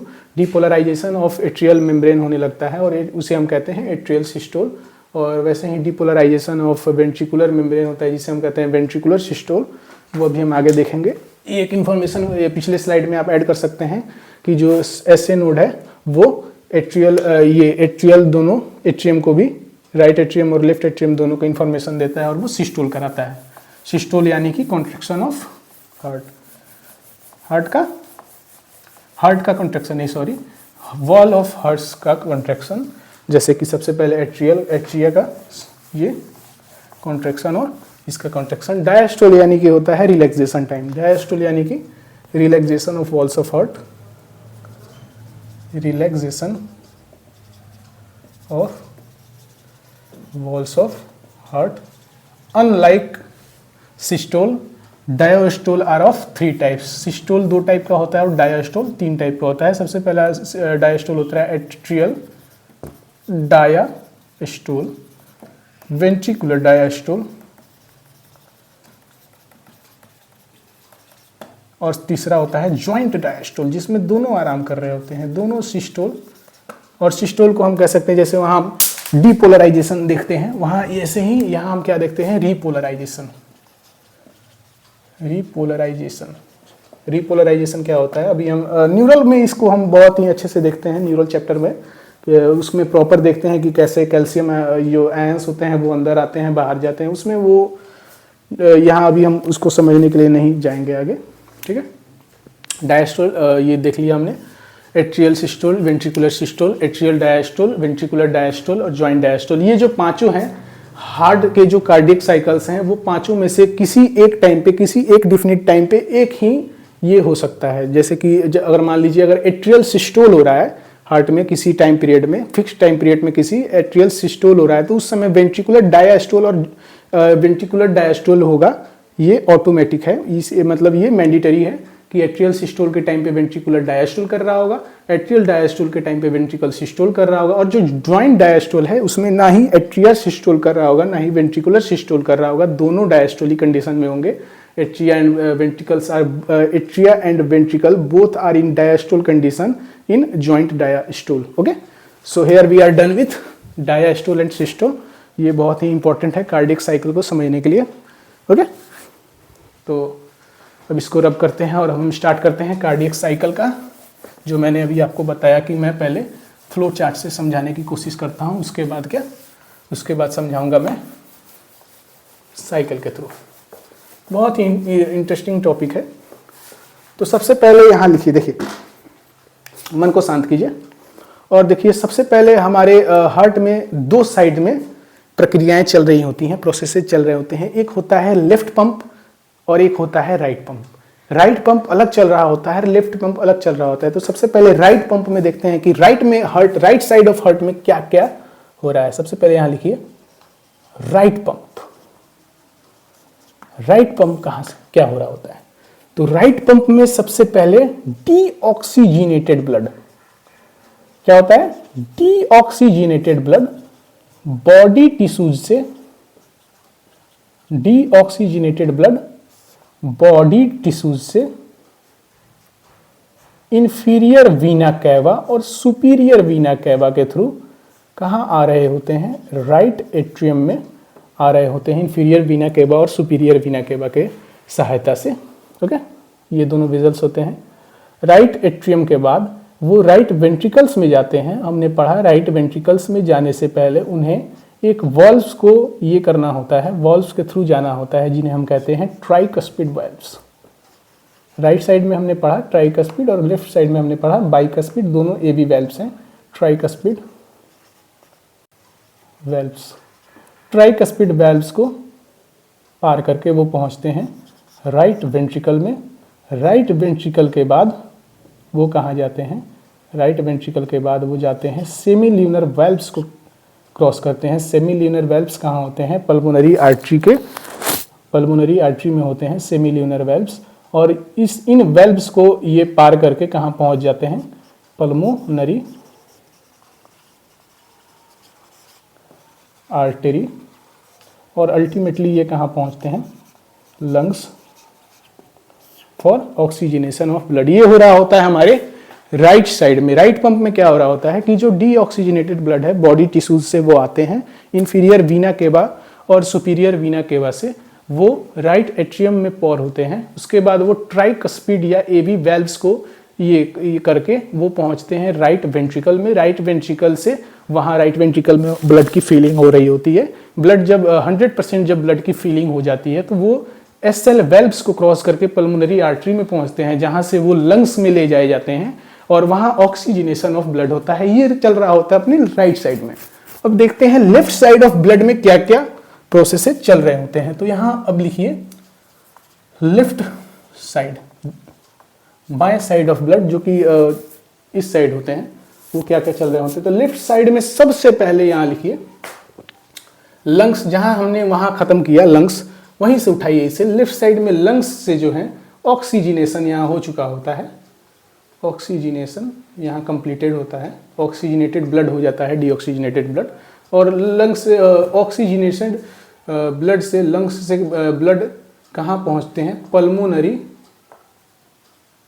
वेन्स, पल्मोनरी वेन्स जो कि 2 पेयर्स में होते हैं, उनसे ये कहाँ पहुँचते हैं, लेफ्ट एट्रियम में पहुंचते हैं। लेफ्ट एट्रियम से ये बाइकस्पिड वाल्व्स या मिट्रियल वाल्व्स, बाइकस्पिड वाल्व्स या मिट्रियल वाल्व्स या कॉमनली नॉन एज एवी वाल्व्स, एट्रियोवेंट्रिकुलर वाल्व्स को क्रॉस करके ये पहुंच जाते हैं लेफ्ट वेंट्रिकल में। यहाँ से ये एसएल वाल्व्स को फिर क्रॉस करते हैं जब कंप्लीट फिलिंग हो गई होती है।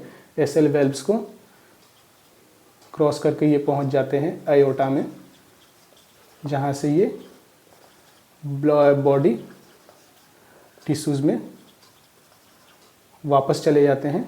ठीक है, तो ये चल रहा होता है अपने राइट पंप और एक चल रहा होता है अपना लेफ्ट पंप, सॉरी साइड नहीं, यहाँ पंप, लेफ्ट पंप अलग चल रहा होता है, राइट पंप अलग चल रहा होता है। ओके, अब यहाँ देखते हैं हमने जो नोडल टिश्यूज पढ़ा। तो नोडल टिश्यूज में सबसे पहले हमने पढ़ा कि जो SAN साइनोएट्रियल नोड होता है, ये इंफॉर्मेशन देता है AVN एट्रियोवेंट्रिकुलर नोड, ये आगे फर्दर इंफॉर्मेशन पहुंचाता है बंडल ऑफिस BOH, और ये आगे इंफॉर्मेशन पहुंचाता है पुरकिंजे फाइबर्स। पुरकिंजे फाइबर्स इतना बड़ा नहीं लिखना चाहिए था, हम PFB से लिख सकते हैं। ओके, चलिए, तो पुरकिंजे फाइबर्स ये पहुंचाता है। तो साइनोएट्रियल नोड SA नोड हमने पढ़ा कि जो साइनोएट्रियल नोड है वो पहले इंफॉर्मेशन AV नोड को भी, जो मैंने छोड़ दिया था, बाद में मैंने उसे आपको बताया। SA नोड जो होता है वो AV नोड को भी इंफॉर्मेशन दे रहा होता है, और साथ साथ में इंफॉर्मेशन वो किसको दे रहा होता है, एट्रियल वॉल को भी वो इंफॉर्मेशन दे रहा होता है कि भाई तुम अब डीपोलराइज करो और एट्रियल सिस्टोल करो। तो ये एक इंफॉर्मेशन SA नोड दे रहा होता है किसको, एट्रिया को, राइट एट्रिया और लेफ्ट एट्रिया को। तो यहाँ से एक इंफॉर्मेशन राइट एट्रिया को आता है और एक इंफॉर्मेशन आता है लेफ्ट एट्रिया कि भाई अब तुम सिस्टोल करो, कॉन्ट्रैक्ट करो, ब्लड को आगे भेजना है, तुम्हारे में ब्लड आ चुका है, अब तुम सिस्टोल स्टार्ट करो। तो यहाँ सबसे पहला स्टार्ट होता है process atrial systole, atrial systole SA node इसको ये करता है, एट्रियल सिस्टोल को ये कराता है, शुरू कराता है। एट्रियल सिस्टोल के बाद अपना ये जो नेक्स्ट आता है, नेक्स्ट प्रोसेस जो होता है, नेक्स्ट जो ये होता है फिनोमेना, वो होता है अपना ventricular systole.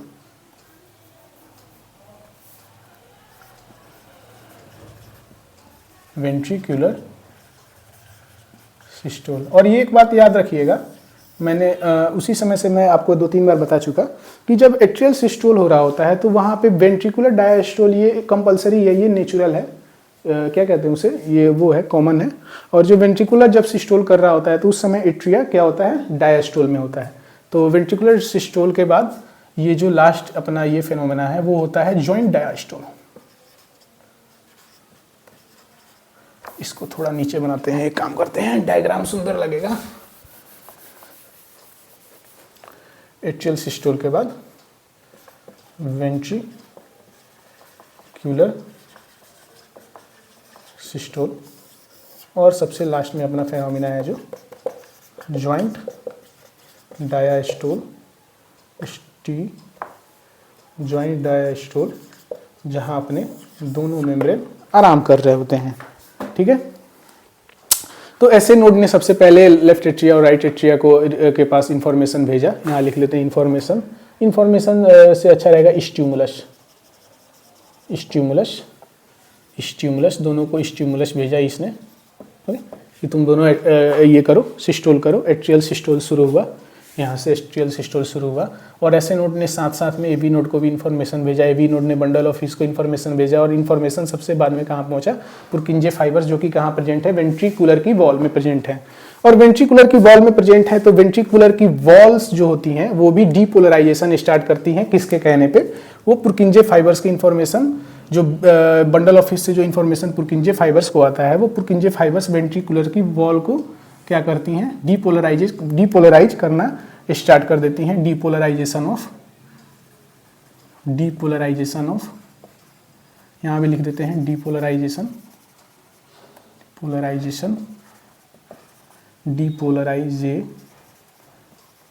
Of ventricular wall. और एट्रियल, यहाँ एट्रिया की वॉल को डीपोलराइजेशन स्टार्ट हो जाता है और डीपोलराइजेशन ऑफ वेंट्रिकुलर वॉल और वेंट्रिकुलर सिस्टोल देखने को मिलता है।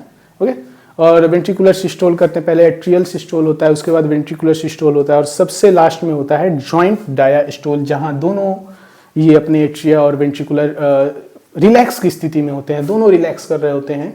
और इन तीनों का टाइमिंग क्या क्या होता है, एट्रियल सिस्टोल का सबसे पहला जो टाइमिंग होता है वो मात्र 0.1 सेकेंड का होता है।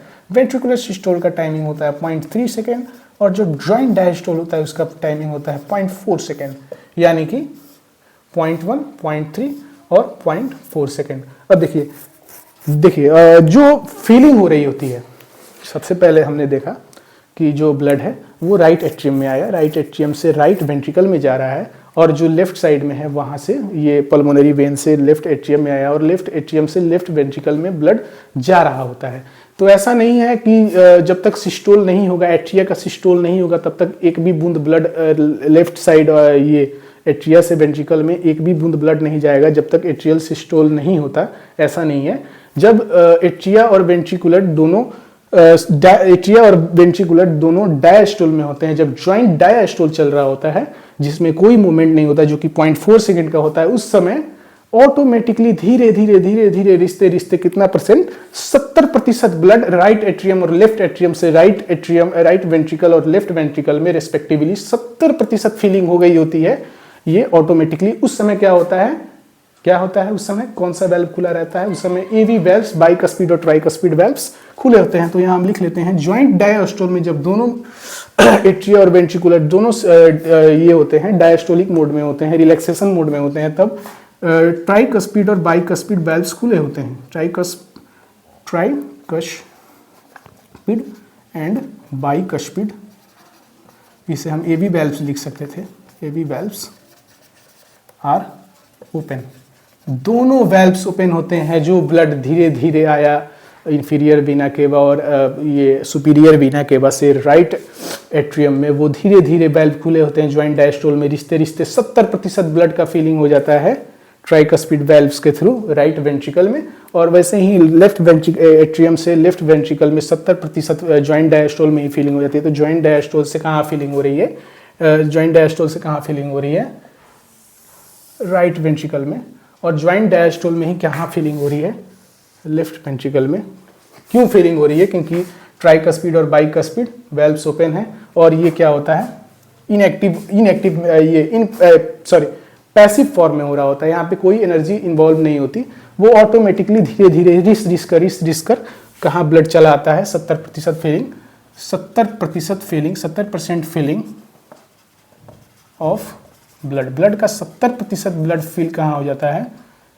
Feeling of blood joint diastole में कहाँ होता है? राइट वेंट्रिकल में, राइट साइड में, और लेफ्ट वेंट्रिकल में भी 70% फीलिंग ऑफ ब्लड,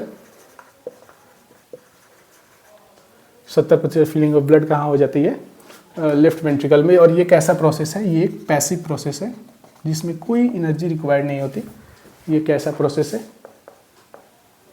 ये पैसिव प्रोसेस है। ओके, अब जब जॉइंट डायस्टोल खत्म हो गया, 4.4 सेकेंड जब ये बीत गया, उसके बाद जब दूसरा, इसके बाद ये साइकिल में ना चल रहा होता है ना, तो ये जॉइंट डायस्टोल के जस्ट बाद आता है एट्रियल सिस्टोल। जॉइंट डायस्टोल के खत्म होते ही सबसे पहला जो प्रक्रिया है वो स्टार्ट होता है एट्रियल सिस्टोल, यानी कि एट्रिया की वॉल्व कॉन्ट्रैक्ट करने लगती है। एट्रिया की वॉल्व कॉन्ट्रैक्ट होगी तो क्या होगा? जो यहाँ 70% फीलिंग ऑफ ब्लड हो चुका है ये एवी वेल्व से, राइट, ये एट्रिया से वेंट्रिकल दोनों साइड में जो 70% फीलिंग ऑफ ब्लड पैसिवली हो चुका है, और रिमेनिंग जो 30% ऑफ ब्लड एट्रिया में है और जिसे वेंट्रिकल में भेजना है, वो क्या होता है? एट्रियल सिस्टोल के टाइम पे होता है। एट्रियल सिस्टोल के टाइम पे क्या होता है? एट्रियल सिस्टोल के टाइम पे ये जो 70% रिमेनिंग 30% जो ब्लड है वो राइट वेंट्रिकल, और जो रिमेनिंग 30% लेफ्ट साइड में ब्लड है वो लेफ्ट वेंट्रिकल में फीलिंग हो जाती है। कब हो जाती है? 30% फीलिंग ऑफ ब्लड। ये होता है एक्टिवली, इसमें एनर्जी लगती है। हाँ भाई, एनर्जी क्यों नहीं लगेगी? जब एट्रिया सिस्टोल कर रहा है, डीपोलराइजेशन हो रहा है, तो क्या वो पैसिवली हो रहा है? उसमें एनर्जी तो लग रही है भाई।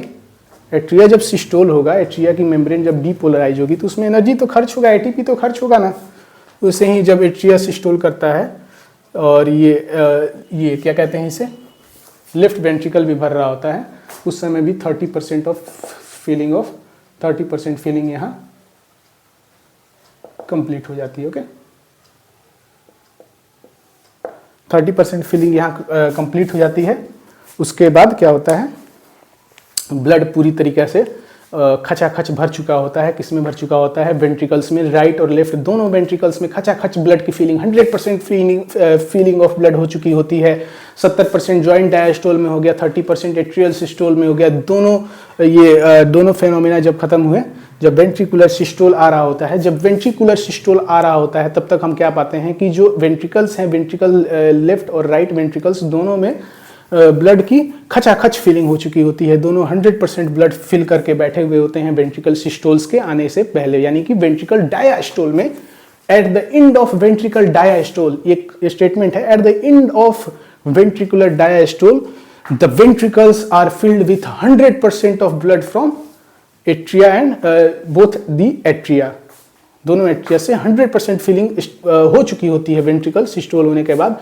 उसके बाद क्या होते हैं कि वेंट्रिकल सिस्टोल होते हैं, और वेंट्रिकल के सिस्टोल होने से ही एक एनसीईआरटी में एक और लाइन बहुत इंपॉर्टेंट लिखी हुई है कि वेंट्रिकल सिस्टोल होते हैं। सिस्टोल यहाँ वेंट्रिकल्स जब सिस्टोल होते हैं तो पहले क्या होता है? एसएल वाल्व्स की क्लोजर होता है।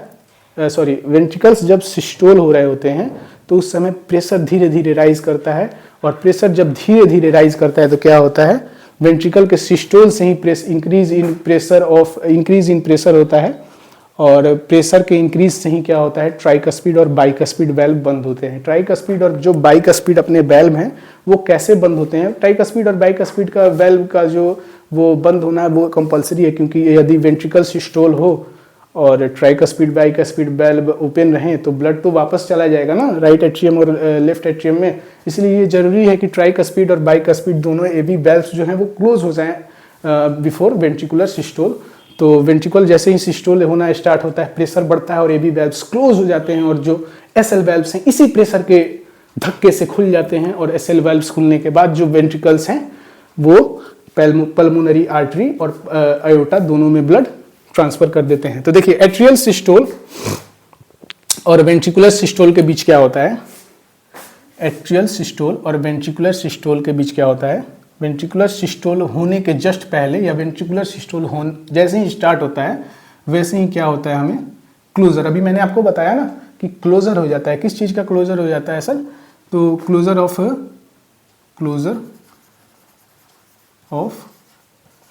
एवी वेल्व। जैसे ही वेंट्रिकुलर सिस्टोल स्टार्ट होने वाला होता है एवी वेल्व ट्राइकस्पिड बाइकस्पिड धड़ल्ले से बंद हो जाते हैं और इन्हीं एवी वेल्व्स के क्लोजर से एक साउंड आता है जो कि फर्स्ट साउंड ऑफ हार्ट होता है। The first sound of heart beat is lub. यहां first sound of heart beat आता है, क्या आता है, lub. First sound of heart beat क्या होता है, लब। लब साउंड कब आता है, जब जैसे ही धड़ल्ले से AV valves tricuspid bicuspid valves close होते हैं, वेंट्रिकुलर सिस्टोल स्टार्ट होने वाला होता है, राइजिंग प्रेशर होता है, वैसे ही ये बंद होते हैं एवी वेल्व्स और लब साउंड आता है। उसके बाद वेंट्रिकुलर सिस्टोल होता है, धीरे धीरे सारा ब्लड जो है, जो 100% ब्लड है वो 100 का 100% वो पल्मोनरी वेन्स और आयोटा में नहीं जाता। उसमें भी हम पढ़ेंगे आगे ESV और EDV होता है, इंड डायस्टोलिक वॉल्यूम और इंड सिस्टोलिक वॉल्यूम। उसमें भी 70 ml ही ब्लड ऊपर जाता है नॉर्मल ह्यूमन में, वो आगे पढ़ेंगे हम। तो वेंट्रिकुलर जब सिस्टोल होना स्टार्ट होता है, जब वेंट्रिकुलर सिस्टोल हो रहा होता है और जब वेंट्रिकुलर जॉइंट डायस्टोल आने वाला होता है, तो वैसे ही क्या होता है, सेमील्यूनर वेल्व्स का क्लोजर होता है। सेमील्यूनर वेल्व्स का क्लोजर क्यों हो जाता है, क्योंकि ब्लड बैकफ्लो ना करे। देखिए मेन जो क्लोजर ऑफ वेल्व्स हैं वो बैकफ्लो को रोकने के लिए होते हैं। जो वेल्व्स जो हमने देखे एवी वेल्व्स और एसएल वेल्व्स, उनका क्लोजर क्यों जरूरी है, क्योंकि बैकफ्लो ना हो। अगर बैकफ्लो हो जाएगा तो वो सब जो हम कर रहे हैं, इतना मेहनत कर रहे हैं, उसका कोई फायदा नहीं होगा। ये क्लोजर ऑफ वेल्व्स जो होते हैं वो इसीलिए इंपॉर्टेंट होते हैं। तो जैसे ही वेंट्रिकुलर सिस्टोल हो जाएगा, ज्वाइंट डायस्टोल आने वाला होगा, वैसे ही क्या होगा, धड़ल्ले से एसएल वेल्व भी क्लोज हो जाएगा। एसएल वेल्व क्यों क्लोज होगा, प्रेशर से रिलेटेड जो मैंने अभी आपको बताया, वो वैसे ही इसमें भी वही कंसेप्ट लगेगा कि जैसे वेंट्रिकुलर सिस्टोल कंप्लीट हो जाता है और ज्वाइंट डायस्टोल आने वाला होता है, उसी समय पल्मोनरी आर्टरी और जो आयोटा होता है उसमें प्रेशर डिक्लाइन हो जाता है, sudden decline in the pressure in both the vessels, pulmonary artery and aorta respectively, so the SL valves are closed. SL valves closed हो जाते हैं। यहाँ क्या होता है, closure of SL valve। यहाँ closure of SL valve हो जाता है और जैसे ही closure of SL valve होता है वैसे ही second outside heart beat sound generate होता है, जिसे हम कहते हैं डब। ये second HB साउंड होता है, ये फर्स्ट HB साउंड होता है, heart beat sound. Second heart beat sound क्या हो गया, डब, और फर्स्ट हार्ट बीट साउंड क्या हो गया, लब। और लब और डब साउंड से मिलकर क्या बनता है अपना एक हार्ट बीट। और यही मेन साइकिल है जिसे मैंने आपको एक ये डायग्रामेटिक व्यू में समझाया। NCERT में वो साइक्लिक फॉर्म में लिखा हुआ है और समझाया हुआ है। आप इसे देखिए, समझिए। स्क्रीनशॉट लेना है तो ले लीजिए, लिखना हो तो लिख लीजिए, कॉपी में नोट डाउन कर लीजिए, ठीक है ना। मैंने आपको ये समझा ही दिया कि ये ऐसे नोड एवी नोड कैसे कैसे इंफॉर्मेशन का ट्रांसफ़र होता है, कैसे ऐसे नोड के पास इंफॉर्मेशन आता है तो वो एबी नोड को ये ट्रांसफ़र करता है, और वो दोनों ये लेफ्ट एट्रियम और राइट एट्रियम को भी ये इंफॉर्मेशन ट्रांसफ़र करता है। कैसे लेफ्ट एट्रियम और राइट एट्रियम में डीपोलराइजेशन स्टार्ट होता है, जैसे ही डीपोलराइजेशन स्टार्ट होता है वैसे ही एट्रियल सिस्टोल स्टार्ट हो जाता है। डीपोलराइजेशन का मतलब ही है सिस्टोल, तो एट्रियल सिस्टोल स्टार्ट होता है। 70% ऑफ ब्लड भर चुका होता है ज्वाइंट डायस्टोल में, वेंट्रिकल्स में, राइट और लेफ्ट वेंट्रिकल्स में 70% फीलिंग पैसिवली हो चुकी होती है।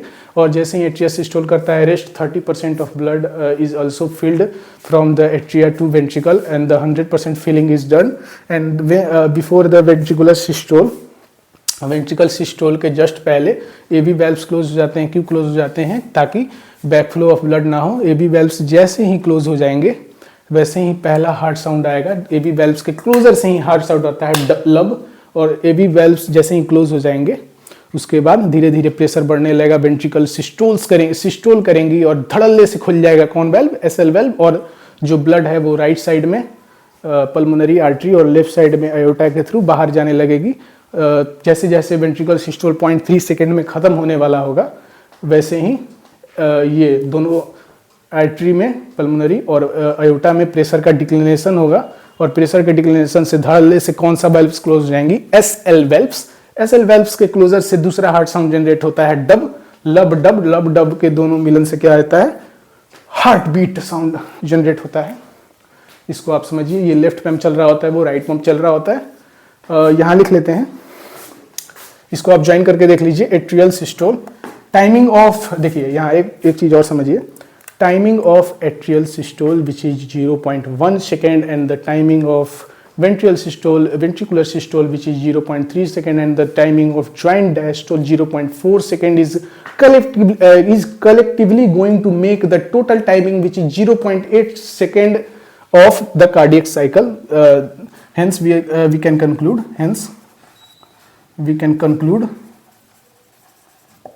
0.1 plus 0.3 plus 0.4 is equal to 0.8 second, which is the total timing of cardiac cycle। और मैथमेटिक्स से भी हम जनरली समझ सकते हैं, ऐसे ये कोई बड़ा ये उपलब्धि नहीं है कि हम तो जानते ही हैं 72 बीट्स पर मिनट होता है हमारा हार्ट बीट। हर हार्ट बीट क्या होता है, 72 बार बीट करता है। तो एक बीट को ही हम क्या कहते हैं, कार्डियक साइकिल बोलते हैं। तो 72 बीट पर मिनट हार्ट बीट है। तो अगर एक बीट में कितना ये निकाले, एक बीट कितना टाइम लेता है, तो हो जाएगा क्या, 72 बीट पर मिनट है। तो 72 बीट, एक मिनट में 60 सेकेंड्स, तो एक बीट में कितना सेकेंड, तो 60/72 अप्रॉक्सीमेटली 8 सेकेंड ये निकल के आ जाएगा। ओके, तो 0.8 सेकेंड ऐसे भी हम मैथमेटिकली कैलकुलेशन करके निकाल सकते हैं। और यहाँ से तो हमने, ये हो गया अपना 0.1 एट्रियल सिस्टोल, ये हो गया अपना वेंट्रिकुलर सिस्टोल, और ये क्या हो गया अपना जॉइंट डायस्टोल, ये हो गया अपना कार्डियक साइकिल। ओके, 0.8 सेकेंड, कोई बहुत बड़ा डील नहीं है ये समझना, ठीक है ना। चलिए, तो इसको मिटाते हैं। मैंने बोला था आपको पहले डायग्रामेटिक भी अगर आपको स्क्रीनशॉट लेना है तो ले लीजिए, और इसको डायग्रामेटिकली तो मैंने समझा दिया। अब मैं साइकिल के फॉर्म में जो कि एनसीईआरटी में दिया हुआ है उसे समझा के लेक्चर बंद करूंगा। लेक्चर का टाइमिंग भी बहुत हो गया, 1.37 आवर, 1 घंटा 37 मिनट, लंबा टाइमिंग हो गया, कोई बात नहीं। जो नेक्स्ट रिमेनिंग टॉपिक रहेगा, रिमेनिंग टॉपिक आपका बच जाएगा ईसीजी वाला टॉपिक, और जो मैंने उसमें छोड़ दिया था पिछले लेक्चर में इरेथ्रोब्लास्टोसिस फीटलिस वाला और लिम्फ वाला टॉपिक एक अलग लेक्चर में ले लेंगे। मैं चाहता तो वहीं से स्टार्ट कर देता, इरेथ्रोब्लास्टोसिस फीटलिस वाले टॉपिक से, और लिम्फ पढ़ा के फिर ये स्टार्ट करता, लेकिन मैं चाहता था कि आज एक फ्रेश टॉपिक स्टार्ट किया जाए जिससे फ्रेश एनर्जी के साथ हम इस टॉपिक को पढ़ सकें। लिम्फ वाले में अगर मैं आपको ये पढ़ाता तो फिर हम दूसरे एरिया में घुस जाते हैं, फिर इसको समझने में थोड़े घौंच सी हो जाती, लेकिन कोई बात नहीं, इसे हम मिटा लेते हैं। जल्दी से कार्डियक साइकिल को समझ के लेक्चर को एंड करते हैं।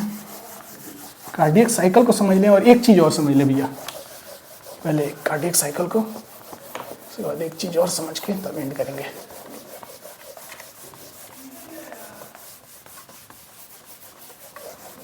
चलिए, कार्डियक साइकिल बनाइए। जब हमने इतना डिटेल्ड में समझ लिया तो कार्डियक साइकिल में कोई मुश्किल होने वाली नहीं है।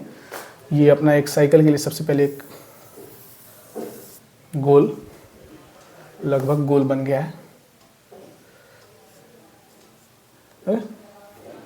ठीक ठाक है। इसको बीचों बीच, कार्डियक साइकिल में क्या होता है, 3 फिनोमेना है, तीनों फिनोमेना को हम बांट लेते हैं। 0.1 सेकेंड के लिए होता है एट्रियल सिस्टोल 0.1, उसके बाद होता है वेंट्रिकुलर सिस्टोल, ये होता है 0.3, और जो लास्ट होता है वो होता है joint diastole which is for the timing 0.4 second, ये 0.3 सेकेंड, ये 1 एट्रियल सिस्टोल के टाइम पे वेंट्रिकुलर डायस्टोल कर रहा होता है, वेंट्रिकुलर सिस्टोल के टाइम पे एट्रियल डायस्टोल हो रहा होता है, और जॉइंट डायस्टोल के टाइम पे एट्रियल डायस्टोल और वेंट्रिकुलर डायस्टोल दोनों हो रहा होता है। मैं यहीं आपको चीख के उसी समय से समझा रहा हूँ, इसे ब्लू से घेर लेते हैं। ओके, ये जो कार्डियक साइकिल है ये क्लॉकवाइज और एंटी क्लॉकवाइज किसी भी डायरेक्शन में हम लिख सकते हैं, ऐसा कोई ये नहीं है, लेकिन हम क्लॉकवाइज में ही लिखेंगे। ओके,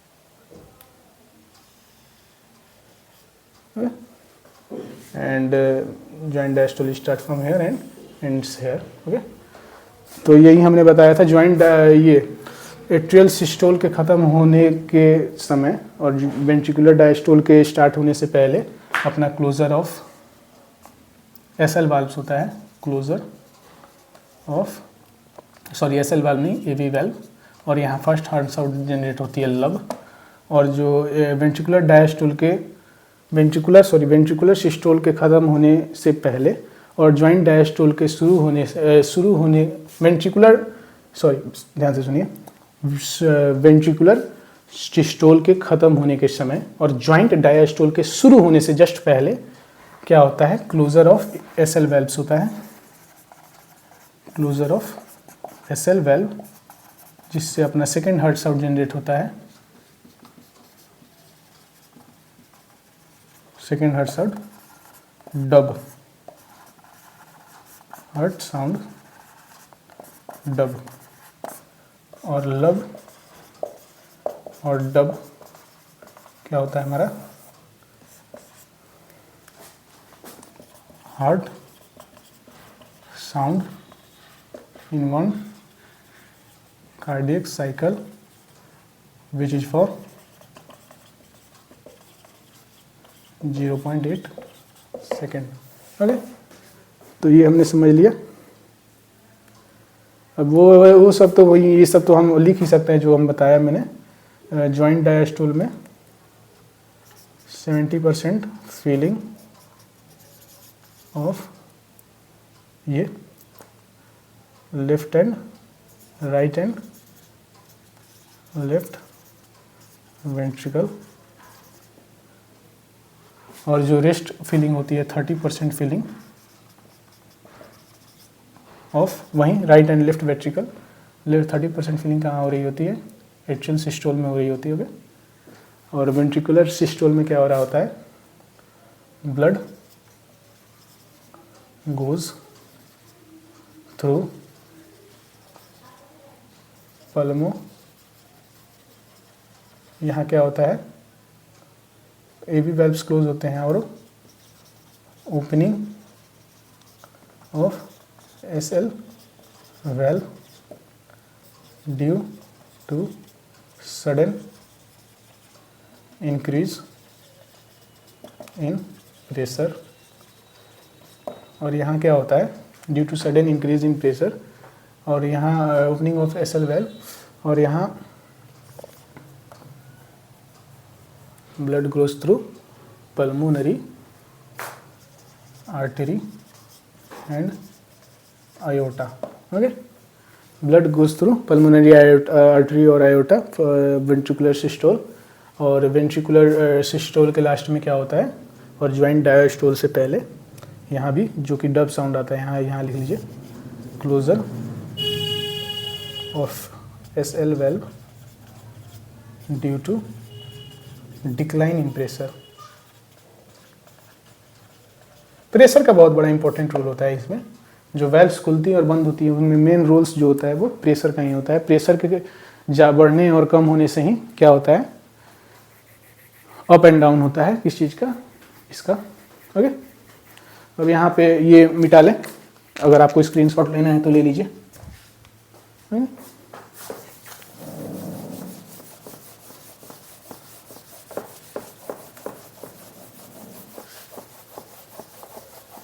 अब यहाँ 2-3 टर्म हम समझ लेते हैं, उसके बाद लेक्चर को एंड करेंगे। एक टर्म है कार्डियक आउटपुट। कार्डियक आउटपुट क्या होता है? Stroke volume into heart beat. Cardiac volume, cardiac output sorry, is equal to stroke volume into heart beat, HB heart beat. तो कार्डियक आउटपुट क्या है? Amount of blood pumped by each ventricle in 1 minute. 1 minute में हर ventricle से, right हो या left ventricle हो, हर ventricle से 1 मिनट में कितना अमाउंट ऑफ ब्लड पंप हो रहा है, इसे हम कहते हैं कार्डियक आउटपुट। 1 मिनट में, 1 मिनट ध्यान रखिए, कार्डियक आउटपुट और स्ट्रोक वॉल्यूम में मिनट और सेकंड का ही डिफरेंस है। और स्ट्रोक वॉल्यूम का मतलब हो गया SV, स्ट्रोक वॉल्यूम। एक स्ट्रोक में यानी कि एक बीट में, एक स्ट्रोक में, एक कार्डियक साइकिल में, तो amount of blood pumped by each ventricle, ventricle systole के दौरान, ईच वेंट्रिकल इन 1 सेकेंड, ठीक है। और HB का तो मतलब हो गया हार्ट बीट। ये तो एक कांस्टेंट है, 72 बीट्स पर मिनट। 72 बीट्स 1 मिनट में 72 बार हार्ट बीट करता है। तो अगर 1 सेकेंड का मिल जाए, 1 सेकेंड का नहीं होता, सॉरी, मिनट और सेकेंड का नहीं, in ventricle in each beat, हर बीट में, सॉरी एक गलती हो गई मुझसे, हर बीट में। स्ट्रोक वॉल्यूम जो होता है amount of blood pumped by each ventricle in each beat, हर बीट में कितना ब्लड पंप हो रहा है। बीट को यहाँ कार्डियक साइकिल भी लिख सकते हैं, हर एक कार्डियक साइकिल में एक वेंट्रिकल्स के द्वारा कितना ब्लड पंप हो रहा है। तो ये अगर ये हम पाले तो 72 बीट्स 1 मिनट में होता है, तो इंटू 72 कर दे तो कार्डियक आउटपुट निकल जाएगा। इसका वैल्यू लगभग फिक्स होता है। कार्डियक आउटपुट लगभग होता है 5040 ml blood, cardiac output 5040 ml blood. और जो स्ट्रोक वॉल्यूम होता है वो भी लगभग 70 ml ब्लड।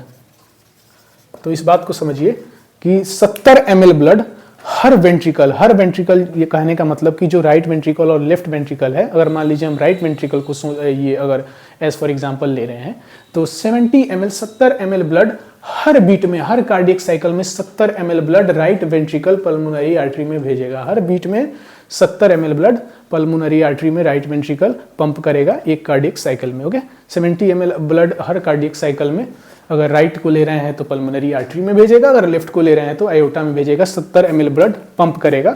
क्या जो हमने पूरा कार्डियक साइकिल देखा उसमें 70 ml ब्लड क्या होता है? स्ट्रोक वॉल्यूम होता है, जो कि एक वेंट्रिकल पंप करता है, या तो वो पल्मोनरी आर्टरी में हो या वो आयोटा में हो। ओके, तो इंटू 72 कर दें तो ये रिजल्ट हमारा आ जाएगा 70 इंटू 72, 5040। 1 मिनट में कार्डियक आउटपुट कितना होता है? हमारा जो हार्ट है, हार्ट के हर एक वेंट्रिकल, यानी कि अगर सेपरेटली एक वेंट्रिकल को देखें तो एक वेंट्रिकल जो है वो 1 मिनट में 5040 ml यानी कि लगभग 5 लीटर ब्लड हर वेंट्रिकल 1 मिनट में इजेक्ट आउट और पंप्ड आउट करता है। ये एक बहुत बड़ा नंबर है। इससे हम ये समझ सकते हैं कि हमारे जो शरीर में जो कार्डियक साइकिल है वो बहुत, ये तो एक तो छोटा है, प्लस हमारे शरीर में जो कार्डियक साइकिल है वो रिदमिक प्रोसेस है, रिदम में होता है। ठीक है, इसको समझ लिया हमने। 1-2 टर्म और है, एक है and ESV, EDV, stroke volume तो हमने समझ लिया, SV, CO, HB को तो हमने समझ लिया, stroke volume, cardiac output and heart beat को हमने समझ लिया। ओके, और ESV को समझे हम। ESV का फुल फॉर्म होता है एंड सिस्टोलिक वॉल्यूम, और EDV का फुल फॉर्म होता है एंड डायास्टोलिक वॉल्यूम। तो एंड सिस्टोलिक इन दोनों को हम वेंट्रिकल से के एस्पेक्ट में डिफाइन करते हैं। वेंट्रिकल्स, इन दोनों को हम किसके एस्पेक्ट में डिफाइन करते हैं? वेंट्रिकल्स के एस्पेक्ट में हम इन दोनों को डिफाइन करते हैं। तो सबसे पहला है ESV और दूसरा है EDV, and systolic volume and diastolic volume.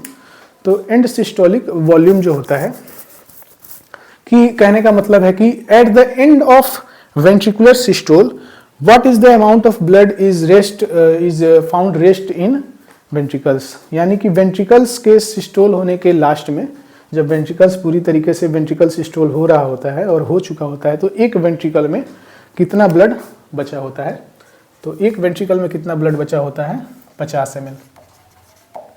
एक बात आप जान लीजिए, डायस्टोलिक वॉल्यूम, इन डायस्टोलिक वॉल्यूम 120 ml होता है, यानी कि जब वेंट्रिकल डायस्टोल खत्म कर रहा होता है, वेंट्रिकल जब सिस्टोल शुरू करने वाला होता है, वेंट्रिकल जस्ट डायस्टोल, एक मिनट मैं आपको बताता हूँ।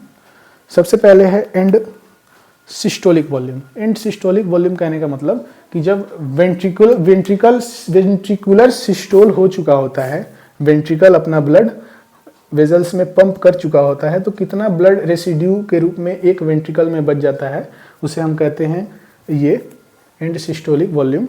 और जो एंड डायस्टोलिक वॉल्यूम का मतलब है वेंट्रिकुलर डायस्टोल, यानी कि वेंट्रिकल कितने देर तक वेंट्रिकल डायस्टोल पे रहता है। तो EDV को हम ऐसे भी लिख सकते हैं, वेंट्रिकल कितने देर तक डायस्टोल में रहता है। तो वेंट्रिकल तो एक तो एट्रियल सिस्टोल के समय में डायस्टोल में रहता है और एक जॉइंट सिस्टोल के समय में, जॉइंट डायस्टोल के समय में 0.1 और 0.4, यानी कि EDV जो होता है वो 0.5 सेकेंड का होता है, 0.5 second. EDV and diastolic volume जो होता है क्या होता है कि जब वेंट्रिकल डायास्टोल कर चुका होता है, यानी कि वेंट्रिकल अभी अभी डायास्टोल किया है, अभी अभी तक तो वो एक रेस्टिंग फेज में था, अब वो जा रहा है सिस्टोल करने, यानी कि टोटल 100% जब फिलिंग हो गई होती है 70% एट्रियल सिस्टोल से और 70% ऑटोमेटिक और 30% एट्रियल सिस्टोल से, तब वो कितना होता है। तो EDV होता है 120 ml और ESV होता है 50 ml। तो जो कार्डियक आउटपुट होता है अपना, ये स्ट्रोक वॉल्यूम जो होता है अपना, वो क्या होता है EDV माइनस ESV, यानी कि स्ट्रोक वॉल्यूम, एक स्ट्रोक में जितना ब्लड बाहर आ रहा है जो कि 70 ml ब्लड बाहर आ रहा है वो क्या है एंड डायस्टोलिक वॉल्यूम, जो कि 120 ml ब्लड 100% फिलिंग से मिला, और एंड सिस्टोलिक वॉल्यूम जो सिस्टोल के बाद जो बचा हुआ ब्लड है वो 50 ml है, यानी कि बाहर कितना गया 70 ml। ओके, तो ये 3-4 टर्म्स हैं, and diastolic volume, and systolic volume, stroke volume. और यहाँ पे हम अपने लेक्चर को समाप्त करते हैं। तो चलिए, आशा है कि आपको ये लेक्चर पसंद आया होगा। अगर पसंद आए तो लाइक शेयर सब्सक्राइब कीजिए। Okay, thank you.